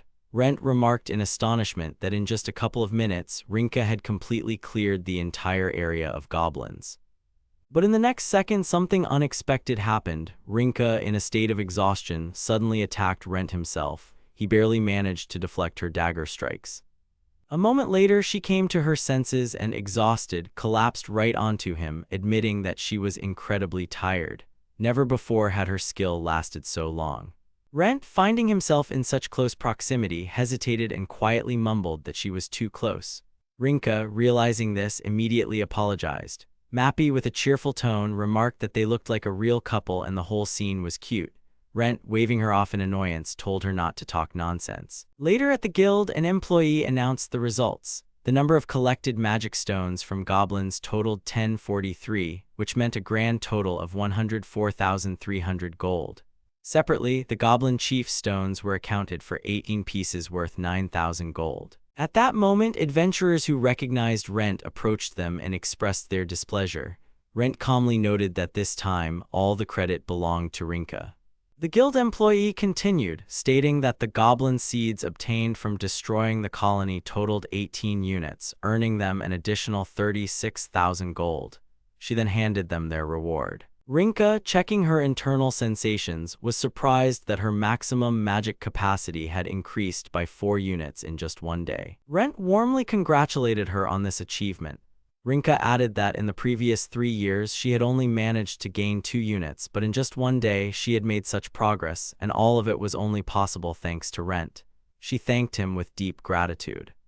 Rent modestly replied that he had only helped a little and she had done all the real work herself. Rinka continued, admitting that she still couldn't believe what had happened today. Rent confidently told her that he had seen it all himself and confirmed that she was magnificent. He advised her to be proud of herself. Mappy politely interjected, apologizing for the interruption, and reported on the magical debt accumulated today. She explained that 1 hour and 21 minutes had passed since Rinka's skill was activated. During this time, 126 units of her own magic had been used, and an additional 490 units of borrowed magic. The total came to 616 units. Upon hearing this, Rinka calmly stated that from this moment on, she intended to become stronger and would definitely repay the debt. Mappy added that this entire loan was only charged at 10% interest with no repayment deadline. Rinka nodded reservedly, agreeing to the terms. Meanwhile, Rent was pondering when someone had last truly thanked him for his help. Voices surfaced in his mind, guys shouting that his skills had reached a new level and Miss A thanking Rent for everything. It was then that Rent firmly decided he would no longer make mistakes. He promised that from now on they would become strong together. Mappy called out to him, addressing him as Sir. Rinka, inspired by the results, suggested they celebrate the formation of their party with a delicious dinner. Rent smiled and asked what she would like. Rinka thought for a moment and replied that she would probably choose meat. Rent supported her choice, saying it was an excellent option. On the 8th level of the Great Melba Labyrinth, in an area known as Dragon Mountain, the party members were busy completing a quest. Jin struggled to peel scales from a dragon's body, noting with dissatisfaction that they were extremely tough and much harder to remove than to kill the dragon itself. Fuga, checking the quest requirements, reminded him that they needed to collect exactly 30 such scales. Hearing this, Jin exclaimed in annoyance. He couldn't have imagined that collecting scales would be more tedious than the battle itself. He then sharply remarked to his companions, demanding that they also participate. Nymeria unenthusiastically declared that this heavy work should be done by men. Comet indignantly shouted that she was not some errand worker. Jin, in response, irritably commented that their female companions had overly brazen faces. At that moment, Roger appeared on the battlefield. Jin immediately addressed him, surprised by his sudden appearance and asking where he had been. Roger silently handed him a dragon's liver. Jin, seeing the organ, realized with horror where it had come from and anxiously asked if it had been inside the dragon. Roger, still cheerful, laughed and said he had almost dissolved in the monster's stomach acid. Jin furiously yelled that he had asked him 100 times not to do anything so reckless. Roger apologetically apologized. Suddenly, everything changed drastically. Parasitic creatures previously inside the dragon burst out and wrapped themselves around Nymeria and Comet. Roger exclaimed in shock, realizing that one of the parasites must have been inside the dragon's body. Nymeria, entangled in tentacles, screamed, begging them to do something. Jin, instead of helping, coolly asked her not to make strange noises. Meanwhile, back at the guild building, Rinka gasped in surprise when she heard that Rent was going to have dinner with the members of Meteor Shower. Rent calmly explained that Roger had invited him a few days ago, and he thought it would be nice to invite her too. Rinka, embarrassed, declined, saying that she was only an F-rank adventurer and didn't belong among such distinguished people. Rent tried to convince her not to put herself down. But Rinka suddenly stopped and asked if Rent really knew this legendary party personally. Rent confirmed with a slight nod that he had met Meteor Shower, especially after his previous party started gaining attention. They had even shared drinks a few times. After hearing all this, Rinka wished him a pleasant evening. At this time, Jin, preparing to meet Rent, mused that it had been a while since he'd had a drink with Roger. He felt a slight excitement anticipating the meeting, but something inside was bothering him. While Rent was waiting, Nymeria suddenly approached him from behind and, with a smile, whispered an apology for being late. Rent turned around, stunned by her appearance. He reminded her that they were supposed to be on a quest. Nymeria replied that since they decided to have a drink together, she decided to dress up and asked him how he liked her new outfit. Rent, speechless, managed to stammer that she looked very beautiful. Nymeria looked into his eyes with interest and noted that he had blushed, saying he was always so cute. Roger, noticing the scene, jumped up and lightly hit Nymeria, ordering her to let go of Rent. He grumbled that the outfit looked silly and asked when she even had time to change. Nymeria complained that it hurt and called Roger stupid, asking Rent to say that he liked everything. Roger, distracted, ordered another ale for himself. Nymeria joined him, adding that she could use a drink too. Rent watched this scene and thought about how quickly things were unfolding. Roger, noticing his confusion, asked if anything was wrong. Rent replied that everything was perfectly fine. In his thoughts, he added that if he kept up with these two, he would definitely die of a hangover in the morning. Roger at some point became serious and told Rent that he had heard many rumors about his current party. He also added that he had heard about Rent being expelled. Rent, hearing this, did not respond. He simply remained silent. Roger, with sincere regret, admitted that he was sorry to hear Rent's story. He suggested not dwelling on the past, to grab a drink and try to forget all the bad things. Rent calmly refused, explaining that now was not the right time for fun and alcohol. Nymeria, hearing what had happened, sympathetically said that such an act was terrible because kicking out an old comrade after 5 years of shared adventures was cruel. Roger irritably added that Rent's former comrades had acted like complete idiots. Lately, there had only been rumors about them, full of failures and setbacks.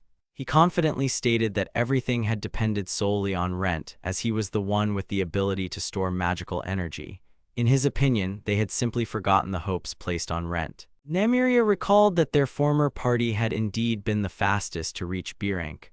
Roger nodded, adding that it was no surprise that whole team had always been full of self-absorbed narcissists. Rent lowered his gaze and admitted that, reflecting now, he had come to the conclusion that he himself had perhaps clung to them for too long. All he did in their shared adventures was simply give them his magic. He never thought about forging his own path and finding his own strength. Rent believed that his expulsion was deserved because back then he truly was pathetic. Roger, observing him, noted that Rent had become much more mature. Rent, slightly surprised, asked if it really seemed that way.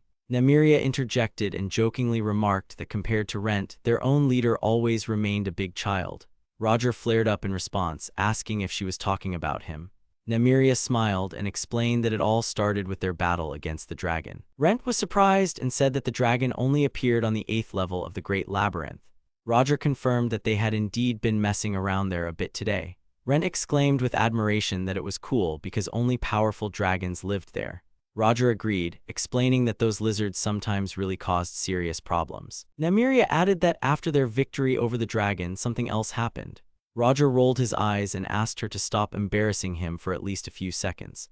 Nymeria laughed and recounted that when they were gathering materials, Roger made a huge mess. It was because of him that parasites started crawling out of the dragon's body. Meanwhile, Rent, observing both of them, thought to himself. He knew that Roger and Nymeria were among those people whose greatness seemed unattainable to him. But despite all that, they spoke to him as an equal. He thought that he sincerely wanted to become an adventurer just like them.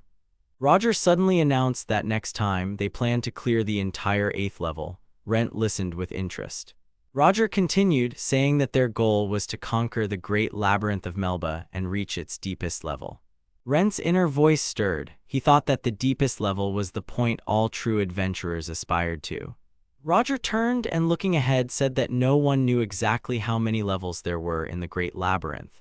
Nymeria, with enthusiasm in her voice, suggested that they should reach the very bottom themselves. Rent, inspired by this idea, nodded confidently and said that he also had news he wanted to share. Roger was interested and guessed that Rent had formed a new party. Rent confirmed, explaining that he had teamed up with Rinka, the same girl whose former companions had abandoned her. Roger remembered her and exclaimed that she was indeed that girl.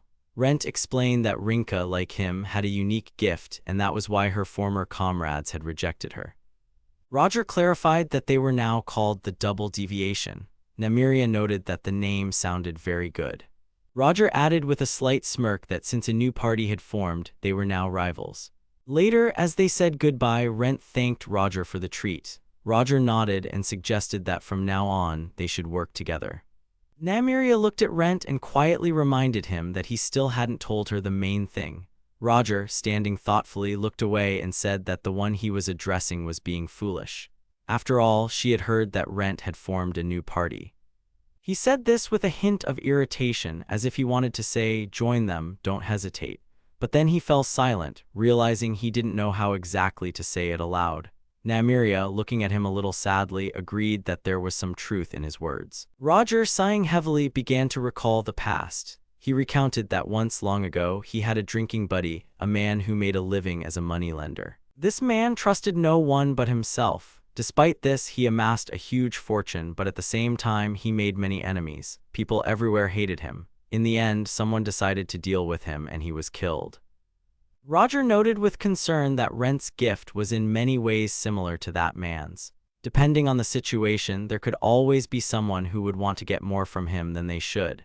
If Rent trusted the wrong person, he could easily make a fatal mistake. Roger confessed that this was what he feared most. He was afraid that something similar would happen one day. But looking at how Rent had become, he realized that everything was fine with him now. He wanted to continue the conversation and turned to Nymeria, reminding her that she too However, turning around, he realized she had already disappeared. Meanwhile, Nymeria, in a cheerful tone, approached Rent and suggested they have another drink together sometime. Rent politely declined, explaining that Rinka was waiting for him at the inn and he didn't want to wake her if he returned too late. Nymeria, with a sly smile, said that it meant he was now smitten with this girl. Rent, visibly blushing, started to make excuses, saying that Rinka was just his friend, nothing more. Nymeria flirtatiously hinted that maybe he wanted to have some fun with her, hoping for a double meaning. At that moment, Roger couldn't take it anymore and hit her on the back, demanding that she finally calm down. He asked her not to play with Rent's feelings or force unhealthy relationships on him. Nymeria, hunching her shoulders and smiling apologetically, mumbled an apology. She explained that she just wanted to invite Rent to hang out and have some fun. Rent suddenly remembered something that had completely slipped his mind. He abruptly looked up and said he had a request for them. Mappi, observing the carriage from a distance, noted to herself, as expected, that they had been in this location for 3 weeks now. During this time, she had gathered complete information on the debtors, and the Central Information Bureau was working flawlessly. Inside the guild building, Rinka enthusiastically ate the local spit-roasted stew, exclaiming that the dish was incredibly delicious. It was the guild's signature meal, consisting of finely chopped meat wrapped in a crispy batter. Mappi confirmed that, according to rumors, this dish was considered a special delicacy in the guilds of the city. She also really liked it. Rinka continued to eat with appetite, admitting that after using her abilities, she felt intensely hungry and always wanted to eat her fill. Rent smiled and remarked that a growing body needs to consume a lot of food. He also added that Mappi eats a lot too. Mappi then reminded Rinka that she wanted to tell Rent something important. Rinka quickly remembered and, a little embarrassed, said that she had managed to raise her rank today from F to E. Rent approvingly noted that this achievement was magnificent, especially considering she had accomplished it in just 4 days. Rinka proudly added that her magical energy had increased to 24 units. She confessed that for a long time she used to be angry at her gift and considered it a curse, but now she was sure she could become a true adventurer. According to her, all of this was possible solely thanks to Rent. Hearing this, Rent admitted that he himself had felt the same way about his own gift until recently. Mappi, looking at them with a kind smile, said she had prepared a gift for them, a kind of treat. Rent was surprised and asked what it was. Mappi explained that it was about food and offered them a special part of the dish. She assured them that the most delicious part was the crispy crust, not the filling. Rinka asked with interest if that was really true. Mappi continued, saying that the main part was just a prelude to the magnificent crunch. Rinka tried it and exclaimed enthusiastically that it was incredibly delicious. However, the next moment, Guy entered the room and forcefully kicked the table, knocking it over. Rinka cried out in confusion, not understanding what was happening. Guy, looking at Rent, said he hadn't seen him in a long time. Rent calmly asked what he wanted, reminding him that their paths had diverged long ago. Guy furiously grabbed Rent by his clothes and demanded that he stop playing dumb. Misei, standing nearby, declared in an accusing voice that ever since Rent started stealing their magic, everything in their squad had gone downhill. She accused him of destroying their team. Rent replied with cold confidence that stealing was too strong a word, as they themselves had started it first. Guy didn't understand what he was getting at. Rent explained that he hadn't given them magic but merely lent it, and they never once voluntarily offered to return it, so he had to force them to do so. Guy, seething with anger, cursed. Misei looked at Rinka and mockingly asked who she was. Rinka calmly introduced herself as an adventurer working with Rent. Misei asked again, surprised, if they were really on the same team. Guy, looking at her with a sneer, said that no one would ever form a party with Rent. According to him, Rent was the last person who should even consider teamwork. Elle, standing nearby, drawled sarcastically that it all looked very sweet. Rinka firmly stated that Rent was an excellent companion. Hearing this, Misei irritably grabbed Rinka by the throat and demanded that she stop looking her in the eyes. Rent abruptly stood up and ordered her to stop. Guy looked at him defiantly and asked if he wanted to try his luck too. At that moment, Roger appeared. He calmly addressed them, suggesting that if they were going to fight, they should take it outside. Guy, stunned, recognized him and cried out in disbelief. Roger, looking at the overturned table, shook his head in surprise and said it was all a waste of food.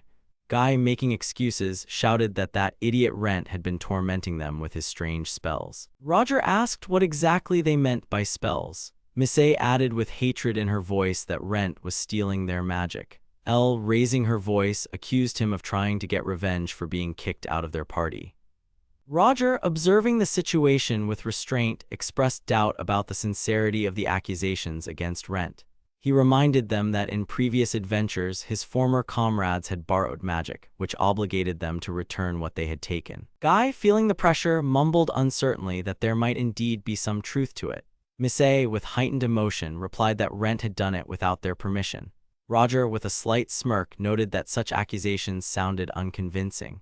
Rain intervened and supported Roger, asserting that the accusers were behaving too aggressively. Roger, concluding that arguing with words was pointless, proposed a solution: a duel to settle everything once and for all. Miss A received this with unexpected enthusiasm, repeating the suggestion as a challenge.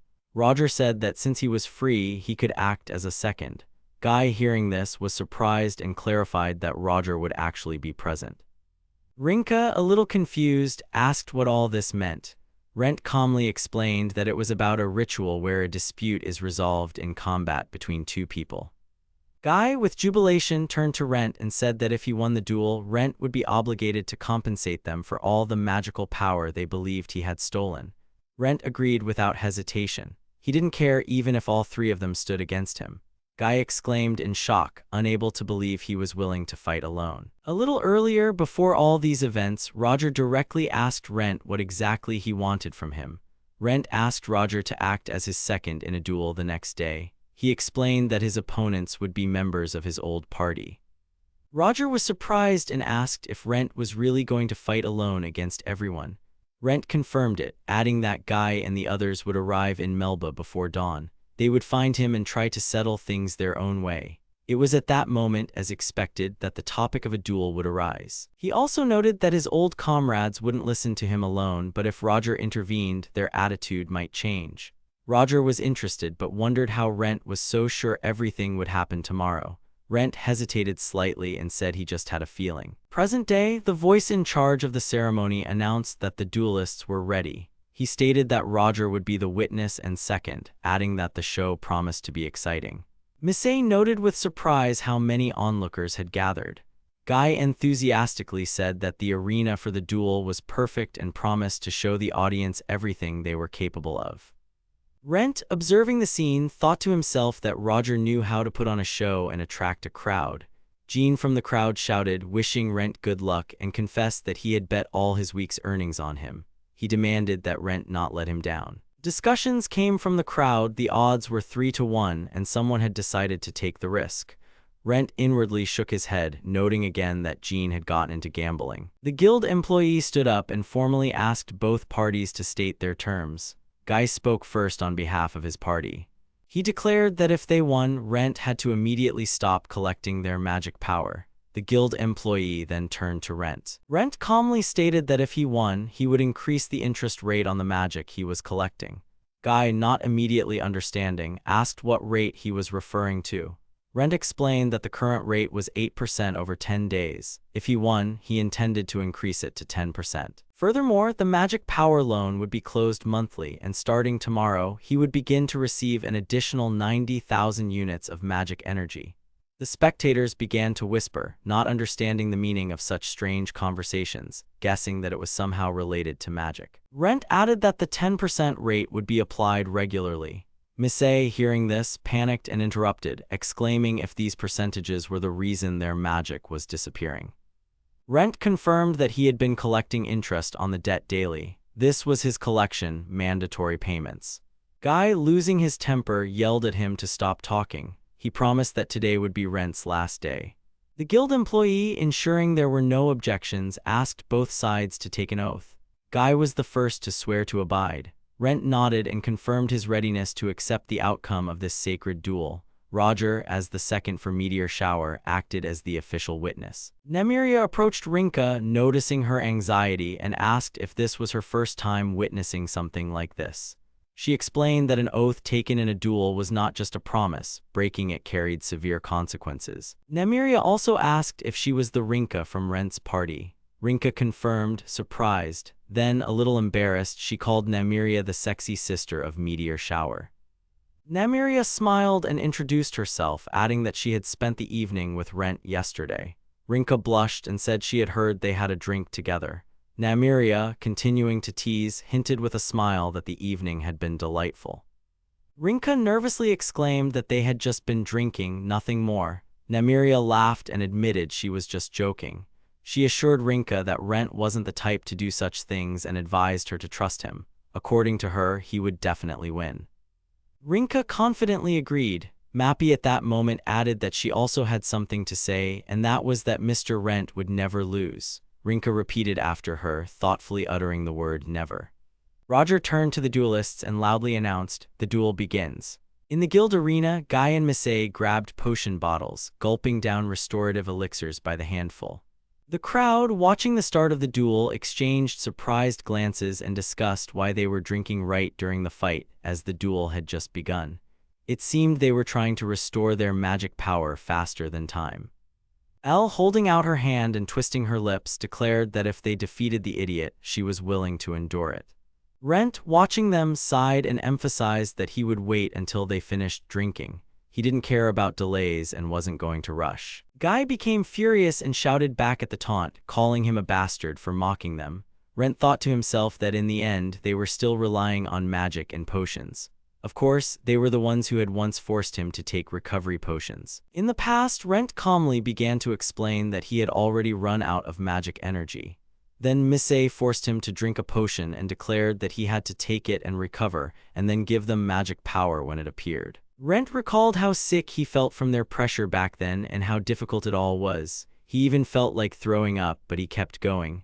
Thoughts of them being true scumbags swirled in his mind. The crowd shrieked, reminding him that the duel had already begun and he couldn't just stand there. Suddenly, there was an explosive impact. Guy plunged his sword into the air, attacking first. Rinka cried out to Rent when he stumbled. She was worried about him. The crowd watching the scene shrieked, and someone jokingly said that he would get everything back with interest. Jin from the crowd exclaimed in bewilderment, saying that this was serious. Guy announced that he had finished Rent off with one blow, which stunned everyone. Misei reacted with a gasp, exclaiming that such behavior was too harsh towards an invalid. Guy proudly admitted that Elle's support magic had worked perfectly. Elle excitedly repeated that she had been magnificent. Guy, waving his arms, exclaimed that they had slightly overdone it, and asked Roger, who was standing and watching, with a smile. Misei yelled at Guy to turn around. Guy, confused, turned. Misei used a magic shield. Guy clarified that he had just seen a fireball heading his way. Comet screamed in confusion, demanding to know who dared to interfere with the duel when Roger was present. She called the culprits idiots, only making the situation more complicated. Guy, bewildered, asked who had done it. At that moment, a shadow emerged into the arena. Rent stood up again. Misei, surprised, noted that he was still alive and used a fire tornado against Rent. Immediately, Rent attacked Misei with a new spell. Guy yelled, demanding that he'll get her on her feet quickly. Rent coldly stated, "Triple fireball."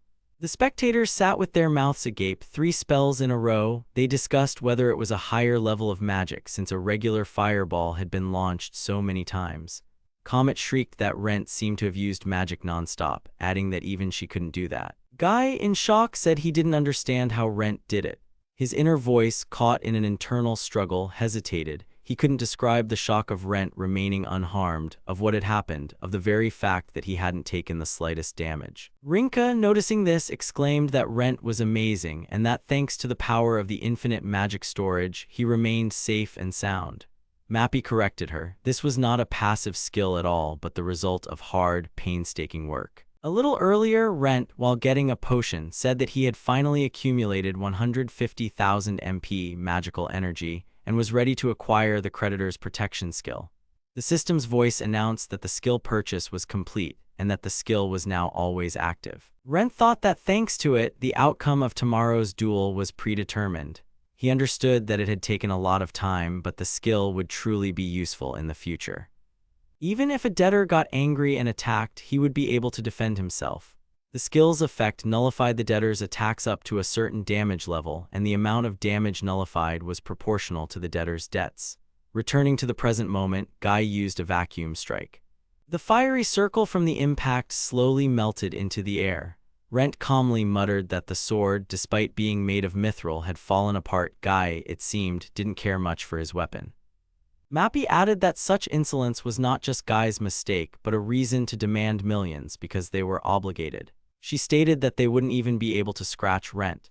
Rent dryly noted that they had done everything to restore their strength, and apparently, they simply didn't have enough money for a repair potion. He deftly broke Guy's sword. The crowd shrieked with delight. The blade really did fall apart.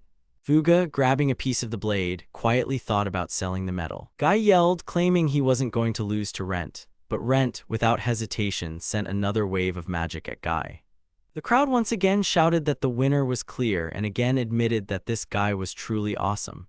Rent approached Guy and calmly told him to return his magic. Guy, in a weak voice, admitted that he had used it all on his skills. Rent almost kicked Guy, stating that this was exactly what reality meant. And since it had come to this, he had 3 fresh souls on him, not knowing exactly how much they were worth, but perhaps their value would be enough to cover the debt. Guy, exhausted, tried to say something else, but Rent cut him off, declaring that if this truly happened, his soul would forever leave the cycle of reincarnation and wander in the cold void. However, he added that was no longer his concern.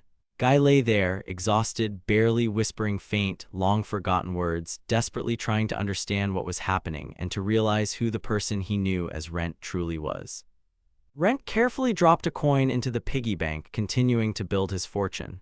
He smugly said with a sly grin that he had already accumulated enough funds. However, despite the amount he had reached, he felt no satisfaction from his achievement. He looked enviously at others and noted that they had absolutely everything one could wish for. Meanwhile, his former squad in full force sat in a circle, counting their coins.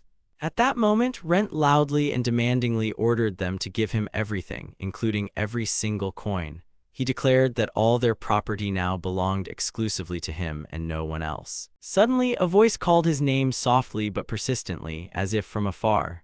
Under the influence of this voice, Rent unexpectedly returned to the present, emerging from his thoughts or memories. Rinka, full of anxiety and excitement, quickly approached him and hugged him tightly. She confidently said that everything was fine now and that he had won. With a tremor in her voice, she asked him to calm down and collect himself. Roger officially announced the end of the duel, with victory going to Rent. He praised him with genuine enthusiasm for his skill and strength. In Roger's opinion, the fight was magnificent and impressive. He admitted that he had expected a more cunning and subtle tactic from Rent. Nevertheless, he acknowledged that this method also proved quite effective. He noted that Rent was extremely merciless in his actions and left no chance for his opponents. Nymeria, in turn, remarked with slight irony that Rent's actions even gave her goosebumps. Rent, with clear confusion and bewilderment, tried to comprehend what had happened. He mumbled that he didn't understand what had truly occurred. After that, he admitted that he couldn't remember anything, as if his memory had completely shut down. Roger, hearing his words, asked if he had really lost his memory. The spectators watching the duel reacted boisterously to what they saw. They loudly shouted that the fight was truly awesome and spectacular. According to their description, Rent at that moment looked like a real demon, terrifying everyone with his appearance. They were especially struck by how, at the end of the fight, a huge wave of fireballs incinerated the opponents in an instant, as if by magic. Rent, with genuine surprise, asked himself if he had truly caused all of this. Roger hastened to reassure him, claiming there was no cause for alarm. He assured him that all participants had survived and were alive. Roger added that specially appointed guild representatives would take care of the injured. Nymeria decided to reproach Roger for his excessive cruelty. She said that the fight could have ended a little earlier. According to her, what happened brought Rinka to tears. She was so scared. Roger calmly explained his position, emphasizing that he especially hated those scoundrels who committed terrible acts against those they themselves had betrayed. He expressed confidence that they had received exactly what they justly deserved. Roger suggested that the reason for Rent's memory loss was related to his intense anger. Most likely, during the duel, he became so enraged that he completely lost control of himself. Rent admitted that this might have actually been the case. Just then, Komet unexpectedly rushed over to him. She happily and loudly called out his name to get his attention. Rent was surprised by her appearance and didn't immediately believe his eyes. Komet, with admiration in her voice, asked him to teach her how to use fireball magic just like him. She confessed that she had never seen anything like it before. Rent hesitantly began to explain that such spells were only possible due to his special gift, but Komet rudely interrupted him mid-sentence. She yelled that nothing was impossible for her and she was willing to do anything for knowledge. Roger intervened in the conversation to cool her down a bit. He asked her not to pressure Rent as he already had enough problems. Meanwhile, the woman poured some liquid on Guy and his squad, which caused him sharp pain. He cried out loudly, complaining of intense pain. The woman explained that it was a healing potion. She added that it was cheap and contained many impurities, but it was all she had. Guy, despite the pain, tried to be ironic. He said that as an injured person, he should be treated with more caution. The woman irritably replied that he was a real pain in the ass. She said that's why they were being cheap with them, because they deserved such treatment. At that moment, Rent approached them and his sudden appearance startled Elle. He reminded them that he had won the duel. Based on their previous agreement, he announced an increase in the stake to 10%. Guy was outraged and couldn't believe what he heard. He sarcastically said that he didn't understand why they should pay him more than they had already spent. Suddenly, they all felt a sharp pain, as if an invisible force had pierced their bodies. The guild employee calmly but sternly reminded them that an oath made during a duel was unbreakable and binding. Roger added that refusing to comply with the terms would jeopardize not something abstract, but their very lives. Guy gave in under this pressure. He quietly but clearly stated that he understood everything and would no longer resist. Rent officially announced the extension of their contract. He reminded them that he had already warned them about this before the duel began. Rent explained that tomorrow would be the 7th month. According to the terms, he would be able to collect 90,000 units that Guy previously owed him. However, this amount would not be enough to complete all calculations. He indicated that under the new contract, they had 10 days to return the full amount of 153,139 units, including interest. Even if the 3 participants restored their magical powers with the help of bracelets, they would still need to collect an additional 38,000. Guy was shocked and cried out loudly in amazement when he heard this figure. Rent firmly ordered everyone to start drinking potions or use any other means to restore their lost strength and magic. Elle asked again doubtfully, saying with despair that they had almost no money left and no way to make up for their losses. Guy angrily shouted and expressed indignation at what Rent had said. Rent calmly but sternly calculated that they would have to drink approximately 77 bottles. He expressed confidence that they would be able to afford it, despite their financial difficulties.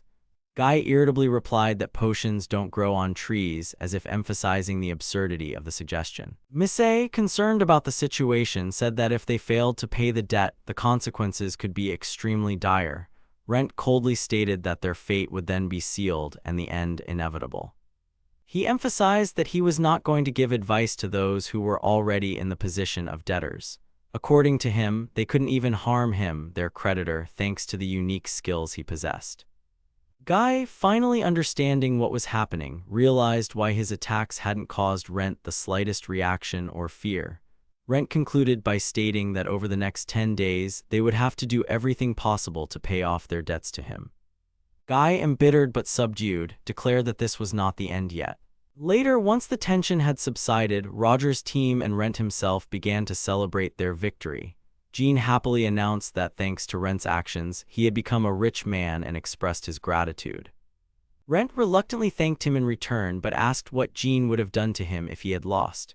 Sinistro approached him and congratulated him on his victory. Rent, noticing her, called them by their nickname, the Two-Headed Silver Wolf. Sinistra smiled and replied that it had been a long time since they last met. Rent expressed surprise that they were in Melb. Distra clarified that they had come to this city because they were on a mission. Sinistra added that they had even traveled in the same carriage as the duelists Rent had fought. Rent, slightly surprised, noted that it was indeed a strange coincidence. Distra commented that those duelists turned out to be as rude as the rumors said. Sinistra shared that she had never seen B-rank adventurers fight so poorly against orcs before, and it unpleasantly surprised her. Sarika, intrigued, asked if he had really defeated them and expressed regret that she hadn't been able to see it. Shannon echoed her words, adding that she herself wouldn't have minded watching the fight. Rent, at that moment, thought to himself that they all hated Guy's party too much. Jean, returning to the festivities, called out to Rent and said that he was now the star of the show and they were waiting for his victory speech. Rent, a little flustered, cleared his throat and then began to say that he had been expelled from his previous party. He confessed that he had been in despair and thought that everything in his life was over. But then he added that fate had unexpectedly given him new, loyal friends. He said that because of this, he was able to start over as an adventurer. And to conclude his speech, he expressed hope for support and understanding from those present. The audience in the hall responded enthusiastically to his words. They shouted that it was a great speech and advised him not to be afraid of those who had treated him unfairly anymore. They expressed hope that they could become friends with him. Roger, observing the scene, smiled and remarked that Rent was indeed quite amusing. Comet loudly and enthusiastically asked him again to teach her magic. Fuga asked her to be quieter so as not to make unnecessary noise. Nymeria, with a slight smirk, said that such an outburst was entirely in Rent's character. Later, Rent approached his comrades and thanked them for everything. Mappi proudly declared that she had been confident in his victory from the very beginning. Rinka, standing nearby, happily agreed. Mappi, continuing to express her opinion, suggested that the loser's pride must have burst from shame, as the defeat happened right in front of the entire guild. Rent replied that he hoped so. Rinka looked at him and said that he was magnificent. However, she admitted that at one point she felt scared. Rent apologized for making her worry. Rinka, recalling an important moment, brought up that he once said he had lost his memory. Rent confirmed her words, explaining that Roger had then suggested he was so angry that he lost his mind. However, now that he recalled those events, he had a feeling that things were a little different. Rent said that at that moment, he wasn't overcome by rage but by a completely different feeling. It was an emotion he couldn't fully comprehend himself. He added that it was as if another personality, filled with malice and darkness, had awakened within him. Rinka anxiously asked if it was truly malice, as he described. Rinka was engaged in a fierce battle with demons, showcasing her strength and skills. Rent, observing her actions, noted that she fought excellently. Rinka, without letting up, reported that the fight wasn't over yet as she had become stronger than before. Suddenly, a terrifying four-armed skeleton appeared, wounding her and breaking her sword in the very next second. However, everything that happened turned out to be just a dream. After waking up, Mappi anxiously asked Rent what was wrong with him. He, as if returning to reality, quietly said that he had just remembered something. Mappi asked if it was the same fit of rage that had once overcome him. Rent confirmed it, adding that he also remembered the moment Rinka, in a rage, destroyed an entire horde of goblins. He noted that she fought almost out of her mind in that battle. He wondered if their unique abilities might be very dangerous, especially if they got out of control. Mappi, trying to cheer him up, said that everything depended on how those powers were used. She reminded him that he wasn't alone, as she would always be by his side. In her opinion, he looked scared even if he denied it. Rent tried to brush it off, claiming he wasn't afraid at all. Mappi, looking at him skeptically, said that he still looked very scared. Suddenly, there was a knock at the door. Rinka, standing behind the door, apologized for the late visit. She confessed that every night she had nightmares that were hard to shake off. Gratefully, she added that thanks to Rent, she felt herself getting stronger day by day. But despite this, she still couldn't forget the moment the skeleton broke her sword. That image was deeply etched in her memory. Rent responded by saying that today he had dealt with his past fears in his own way. He realized something important while observing the behavior of his former comrades. Rent understood that they clearly weren't trying to get their magic back. Therefore, he concluded that everything would come to an end in 10 days. Now it was time to help Rinka overcome her fear as well. He expressed confidence that she would definitely defeat that very skeleton. In the morning, a girl admiringly noted that the flower beds in this place were very beautiful. Rinka, who was nearby, briefly agreed. The girl explained that Melba was a city where people came from all over the world. She added that you could buy seeds of all existing types of flowers here. Rinka, examining the plants, read the names aloud: Gremolata and Melba Morning Glory. She noticed that one flower bloomed in the morning and the other only in the evening. For this reason, the city's flower beds were divided based on the time of day when the flowers began to bloom. The girl was surprised and impressed, calling her sis. She asked where she got such knowledge and how she figured it out. At that moment, Rent appeared. He apologized for making them wait, explaining that it took him a long time to get fully equipped. Mappy proudly began to list the cost of his gear. The armor cost 300,000 gold, the sleeveless coat was 150,000, and the travel boots were 35,000. Rent casually asked Rinka if she needed new armor. Mappy summarized, saying the total was 485,000 gold. Rinka admitted that she had already tried many options, but her current armor was the most comfortable for her. Rent understood her choice. A little girl approached them and asked Rinka if she was looking for armor. When Rinka confirmed it, the girl noticed her katana. She enthusiastically remarked that she had a katana and asked if she was a samurai. After confirming it was true, she invited Rinka to visit their family shop where she could find items perfectly suited for her. Rent tried to stop their conversation. The girl standing nearby commented that Suzu, as always, was too active. They headed to the yahello shop. Rent, examining the assortment, exclaimed in amazement that he had never seen anything like it before. Suzu happily greeted the new visitors, warmly welcoming them to the yahello store, which specialized in goods related to Far Eastern cultures. Rent noted with interest that he had never seen anything like it from that region before and was clearly intrigued. Suzu offered Rinka an unusual helmet to examine, explaining that it was once worn by the shogun himself, the greatest and highest ranking of all samurai. Rinka carefully tried on the helmet but honestly admitted it felt a bit heavy. While looking around, she accidentally bumped into one of the items and damaged it. Suzu shrieked in horror, exclaiming it was her tanuki. Rinka immediately apologized, her apology sounding genuinely sincere. However, Suzu quickly reassured her, saying they had another one just like it, so there was no need to worry. Rent, at that moment, thought to himself that having a spare was quite suspicious and unexpected. Suzu then hastily showed them another item, a strange device that, when used in battle, could make an enemy lose the will to fight. Rent looked at the gadget with distrust, remarking that it was rather odd. Suzu immediately suggested something even more eccentric, special dumplings that, if eaten, would put the opponent under the user's control. Rent reacted with disgust, finding the idea creepy. A thought flashed through his mind that this place was literally permeated with some mysterious and dangerous aura. Not wanting to linger any longer, Rent expressed gratitude for their hospitality, but made it clear it was time for them to leave. Suzu, not letting go, declared she wouldn't let them leave without a purchase. She showed them a mask and said that if worn, whoever had it on would become the best dancer at any festival.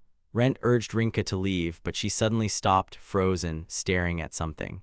Her attention was drawn to a beautiful kimono. A man standing nearby explained that it was a habute kimono, hand-dyed with a special paint containing real blood. He clarified that although the fabric was thin, it transformed into durable armor when magic passed through it. He politely greeted them and noted that the shop hadn't had customers in a long time. Suzu proudly announced that she was the one who brought them there. The man, annoyed by her methods, chastised her for using force again. Rent confirmed that it indeed seemed to be true. Suzu, in turn, brushed him off, replying that the man didn't do anything at all, so he had nothing to complain about. The man turned to Rinka and noticed she had a katana. He assumed she was a samurai. Rinka calmly replied that she wasn't. Rent, puzzled, asked who this man was then. The man began to explain that samurai were warriors from a distant eastern land. They fought in close combat, cutting down enemies with katanas, and preferred to wear kimonos as their gear, similar to the one before them. He recounted that long ago, he fell in love with the beauty of this culture and brought such clothing here. Rinka pondered and said that perhaps the samurai style did resemble her own fighting style. Rent, looking at her, suggested that the kimono might suit her well in battle. Rinka, hesitating, expressed interest and asked how much the item cost. She thought it was too expensive. The man, after a moment's thought, stated that the approximate cost of the kimono was 2.5 million. Rinka was stunned. She could barely believe what she heard. Suzu added with annoyance that this was precisely why no one bought their goods. The man, in his defense, stated that if it were simple fabrics, he might have lowered the price. However, in this case, everything was much more complex. Suzu irritably replied that it would be hard for them to survive if he kept setting such prices. Rinka, feeling guilty, turned to Rent and said that, unfortunately, they couldn't afford it. Rent, still surprised, clarified if the armor really cost that much. The man confirmed without a hint of doubt that it was natural. He said that the fabric used for this kimono was one of the best one could find, and he personally guaranteed its quality.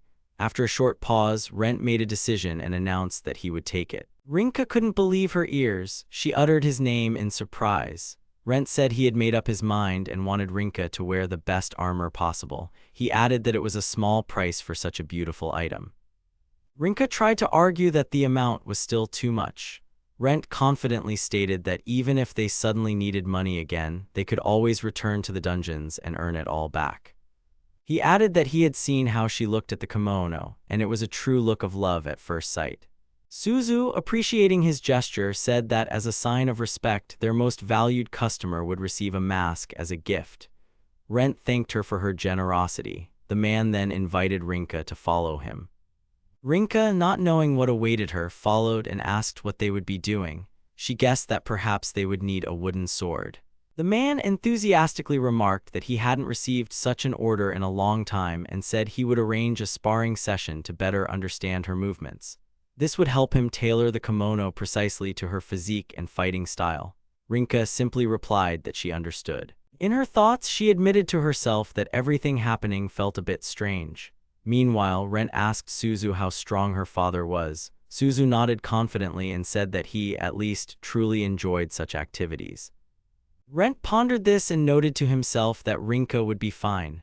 Up until now, she had only fought monsters, and a fight with a human could be an important experience for her and a stimulus for growth. The man took a stance and solemnly announced that they were beginning. They started their duel, and the atmosphere immediately became tense. Rent respectfully noted that Suzu's father was indeed a strong fighter. Suzu, not to be outdone, remarked that her sister had also performed just as well. Holding a wooden sword, the man urged Rinka not to hold back and to demonstrate her true abilities. Internally, he noted that she was indeed fast but hadn't yet unleashed her full potential. Wanting to push her to her maximum, he intensified the pace. Soon, Rinka took several precise hits from him, but she didn't back down and continued the fight. They exchanged techniques, and the battle grew increasingly intense. At one point, the man knocked the wooden sword from her hands. Rinka was stunned and tried to say something, but words failed her. The man stopped the fight, apologizing for being overly rough. He added that if they had continued in the same vein, the skirmish could have turned deadly. Rinka quietly apologized for her carelessness. The man, smiling, replied that she shouldn't worry, the fight had been magnificent. He asked her what gift she possessed. Rinka calmly stated that her gift was called the Asura's Path. The man, hearing this, emphasized that this gift was named after a deity. He mentally confirmed his suspicions. Then he formally introduced himself. He called himself Lindu, a representative of the 21st generation of the Yahello clan, and asked for her name. Rinka told him her name. Lindu, after a moment's thought, said he wanted to show her an item that he believed would be perfect for her. Rinka thanked him for his effort and work. When she saw the kimono offered to her, she noted how beautiful it was. Lindu asked what patterns she preferred. Rinka admitted she liked floral motifs but didn't want the patterns to be too feminine or delicate. Lindu suggested a fiery red floral pattern, which in the language of flowers meant courage. Rinka was impressed. Suzu said admiringly that her sister turned out to be very strong. She noted that she had never seen her father put such effort into a fight. Rinka confessed that her father looked like a true master swordsman and speculated that he might have been a real sword master in the past. Suzu dispelled this notion, saying that fencing was just his hobby. Rinka was astonished. Suzu explained that in his youth, her father apprenticed with a kimono tailor and simultaneously trained at a dojo with warriors who wore his clothes. That's where his skill came from. She also recalled that his gift was fire magic, which he used, for example, to start fires. Rinka said with interest that everything made sense now. Suzu added that there were only 5 years left until her coming-of-age ceremony. She was curious what gift she would receive. She admitted she would like a gift related to trade. Later, Rent announced that everything would be ready the day after tomorrow. Rinka said she was eagerly looking forward to it. Rent, after a moment of thought, brought up the topic of flowers. He noticed that Rinka reacted particularly vividly to fabrics with floral patterns and often chatted about flowerbeds with others. Rinka confessed that she dreamed of becoming a florist when she was a child. There was a wonderful flower shop in her hometown, and the mere scent of flowers always lifted her spirits. She dreamed that one day she could make others just as happy by giving them beauty. However, on the day of her coming-of-age ceremony, she had to give up her dream. She realized that people don't always receive the gifts they dream of. Although she understood she could still pursue her dream, ignoring the gift, a voice echoed within her. This voice in her heart repeated, "Kill, kill the enemy." She tried to ignore it, but it only made her head ache. Rent anxiously called her name. Rinka continued, saying that the gift brought her not only pain but also joy. And she learned this from Rent himself. She admitted that she was afraid to fight her old enemy but understood that she had to. That's why she wouldn't run away anymore. This was her destiny and she intended to follow it no matter what. Rent confidently supported her. He said that after all, he was her creditor and would follow her to the ends of the earth until she repaid her debt. Meanwhile, elsewhere, a man sternly asked what the newcomers wanted from him. Guy stated that they needed him to kill someone. He placed an advance of 100,000 gold in front of him and added that after the job was done, they would pay 10 million. The man inquired who their target was. Mise clarified that they wanted Rent from the team called Double Deviation. She dismissively mentioned that he had a dirty piggy bank dangling from his belt and called him a simple-minded bastard. The man immediately understood who they were talking about. He said that was the guy who had recently defeated 3 B-rank adventurers. The second man asked who exactly he had fought. The first man replied that their opponents were the losers from the Sword of Limitless Sky squad. Guy was visibly shocked by this, unable to hide his emotions. Mise tried to stop him, but it was too late. The second man just smirked. He said he knew it, these clients were too infamous in a bad way. He added that even though they do dirty work, they aren't foolish enough to become enemies of the meteor shower, which stands firmly behind Rent. Mise, annoyed, called them weaklings and declared they would find someone else. However, the man asked them to wait a minute. He said the cancellation fee for the deal should remain with them. Mise, surprised, repeated the question, not believing what she heard. The second man menacingly stated that if they backed out of the deal, he might share the details of their request with others. He loudly shouted across the entire hall that the Sword of Limitless Sky squad wanted revenge by proxy, and for that they were only offering 100,000 gold. The men sitting nearby, hearing this, were stunned. They reacted indignantly, emphasizing that seeking revenge for a lost duel was the height of patheticness. They advised them to forget such a foolish idea as it was beneath all dignity. The men reminded them that these 3 had already hit rock bottom. Mise, frustrated, turned around and ordered the others to leave. Later, Guy furiously cursed those they had tried to make a deal with. He said they not only refused their request but also took their money. Elle recalled how, in the old days, they would have just beaten up those bastards and taken back what was theirs. Mise, gritting her teeth, said they weren't in a position to afford that now. Elle cried out in despair as that money was all they had left. She added that now they couldn't even afford to rent the room they were living in anymore. Guy, head bowed, mumbled that they would have to earn money in the dungeons again. Mise bitterly reminded him that they had already sold all their weapons and armor, so going there empty-handed was pointless. After a short pause, Guy suggested hunting at least goblins. He looked at the bracelet they had and cautiously suggested that maybe they should sell it. Mise sharply refused. She reminded him that this bracelet could restore up to 3,000 units of magic, which made it extremely valuable. Guy, feeling they were at a dead end, tried to convince her. He said that what they needed most right now was money, not magic. Such a rare artifact could be exchanged for hundreds of potions, and that would give them a chance to survive. They went to an appraiser. After examining the bracelet, he said he could offer 6,000 gold for it. Guy was shocked by such a low appraisal. He yelled that the appraiser must be blind to offer such a price. The appraiser coolly stated that it was just a cheap bracelet, nothing more. Guy couldn't hold back and retorted that such an artifact could replenish 1,000 units of magic, which already made it unique. The appraiser doubted the truth of these words and said it seemed like he was just making things up. Mise, unable to bear it, called him an idiot and demanded the bracelet back. Elle, completely exhausted, wearily mumbled that she was hungry. Meanwhile, the deadline for paying their debt to Rent was relentlessly approaching. Only 8 days remained until the final day. The yahello shop once again welcomed visitors, and Rent, passing by one of the display cases, noticed a doll whose gaze seemed truly eerie to him. Meanwhile, Suzu, full of enthusiasm, called him over to show off Rinka's new outfit. She proudly announced that it was ready and invited him to look at his sister. Rinka emerged in her updated clothes and uncertainly asked if it suited her.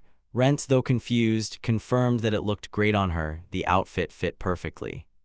Lindu, observing their reactions, said with a satisfied smile that her expression was interesting and expressive. He noted that the outfit turned out exactly as intended. It didn't restrict movement in combat and was comfortable. He explained that he chose a light but durable kimono whose fabric contained mithril powder, allowing the clothing to conduct magic perfectly. He also explained that this item is called a hakama, a traditional piece of Eastern equipment designed in subdued colors. Although the hakama might seem heavy, it's actually tailored to allow for easy movement. He asked if she liked the new outfit. Rinka enthusiastically confirmed that she was pleased. Then she firmly suggested that Rent head to the dungeon as soon as possible. They made their way to the Great Melba Labyrinth and found themselves on the 3rd floor. Mappy warned them that they could relax a bit on this level and asked Rent to help her collect magic stones.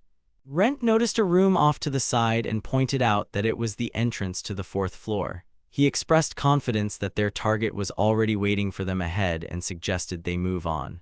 Rinka readily agreed. They proceeded to the 4th floor, known as the Castle of Sorrow. Rent noted that they had finally reached their destination and ordered them to move forward. Suddenly, skeletons appeared before them, forming an entire army of the undead. Rent calmly remarked that he had wisely acquired new skills specifically for such situations. The system activated level 1 enhancement magic. An announcement stated that for 1,000 units, the effects of increased agility, attack power, and defense were activated. Feeling a surge of power, Rinka decided to fight the undead herself. Rent allowed her to take the initiative. With a focused expression, Rinka declared that from the first strike to the last, her sword would cut down enemies without mercy, as befits a wielder of the Asura path. Rent, observing the battle, mentally noted how precise and clean her movements were. He also wanted to try out his new skills. The system announced that level 1 wind magic had been activated for 1,000 units. He then cast the water stream spell. Instantly, level 1 water magic was also activated, again for 1,000 units. Rent called out to Rinka to check on her condition. Rinka, without stopping, replied that she was fine. Soon stronger enemies appeared. Rent placed a hand on Rinka's shoulder and confidently told her that everything would be all right because he was there. Rinka reported that she might have many problems with the enemies surrounding her. Rent said he would handle everything and proceeded to provoke them. The system activated level 1 energy enhancement for 5,000 units. Then Rent cast the Earth Cocoon spell, activating level 1 earth magic for 1,000 units. He remarked with a slight smirk that Rinka, not him, was shining on stage today. Meanwhile, Rinka was battling a 4-armed skeleton. She mentally admitted to herself that she had trained for this day for a very long time.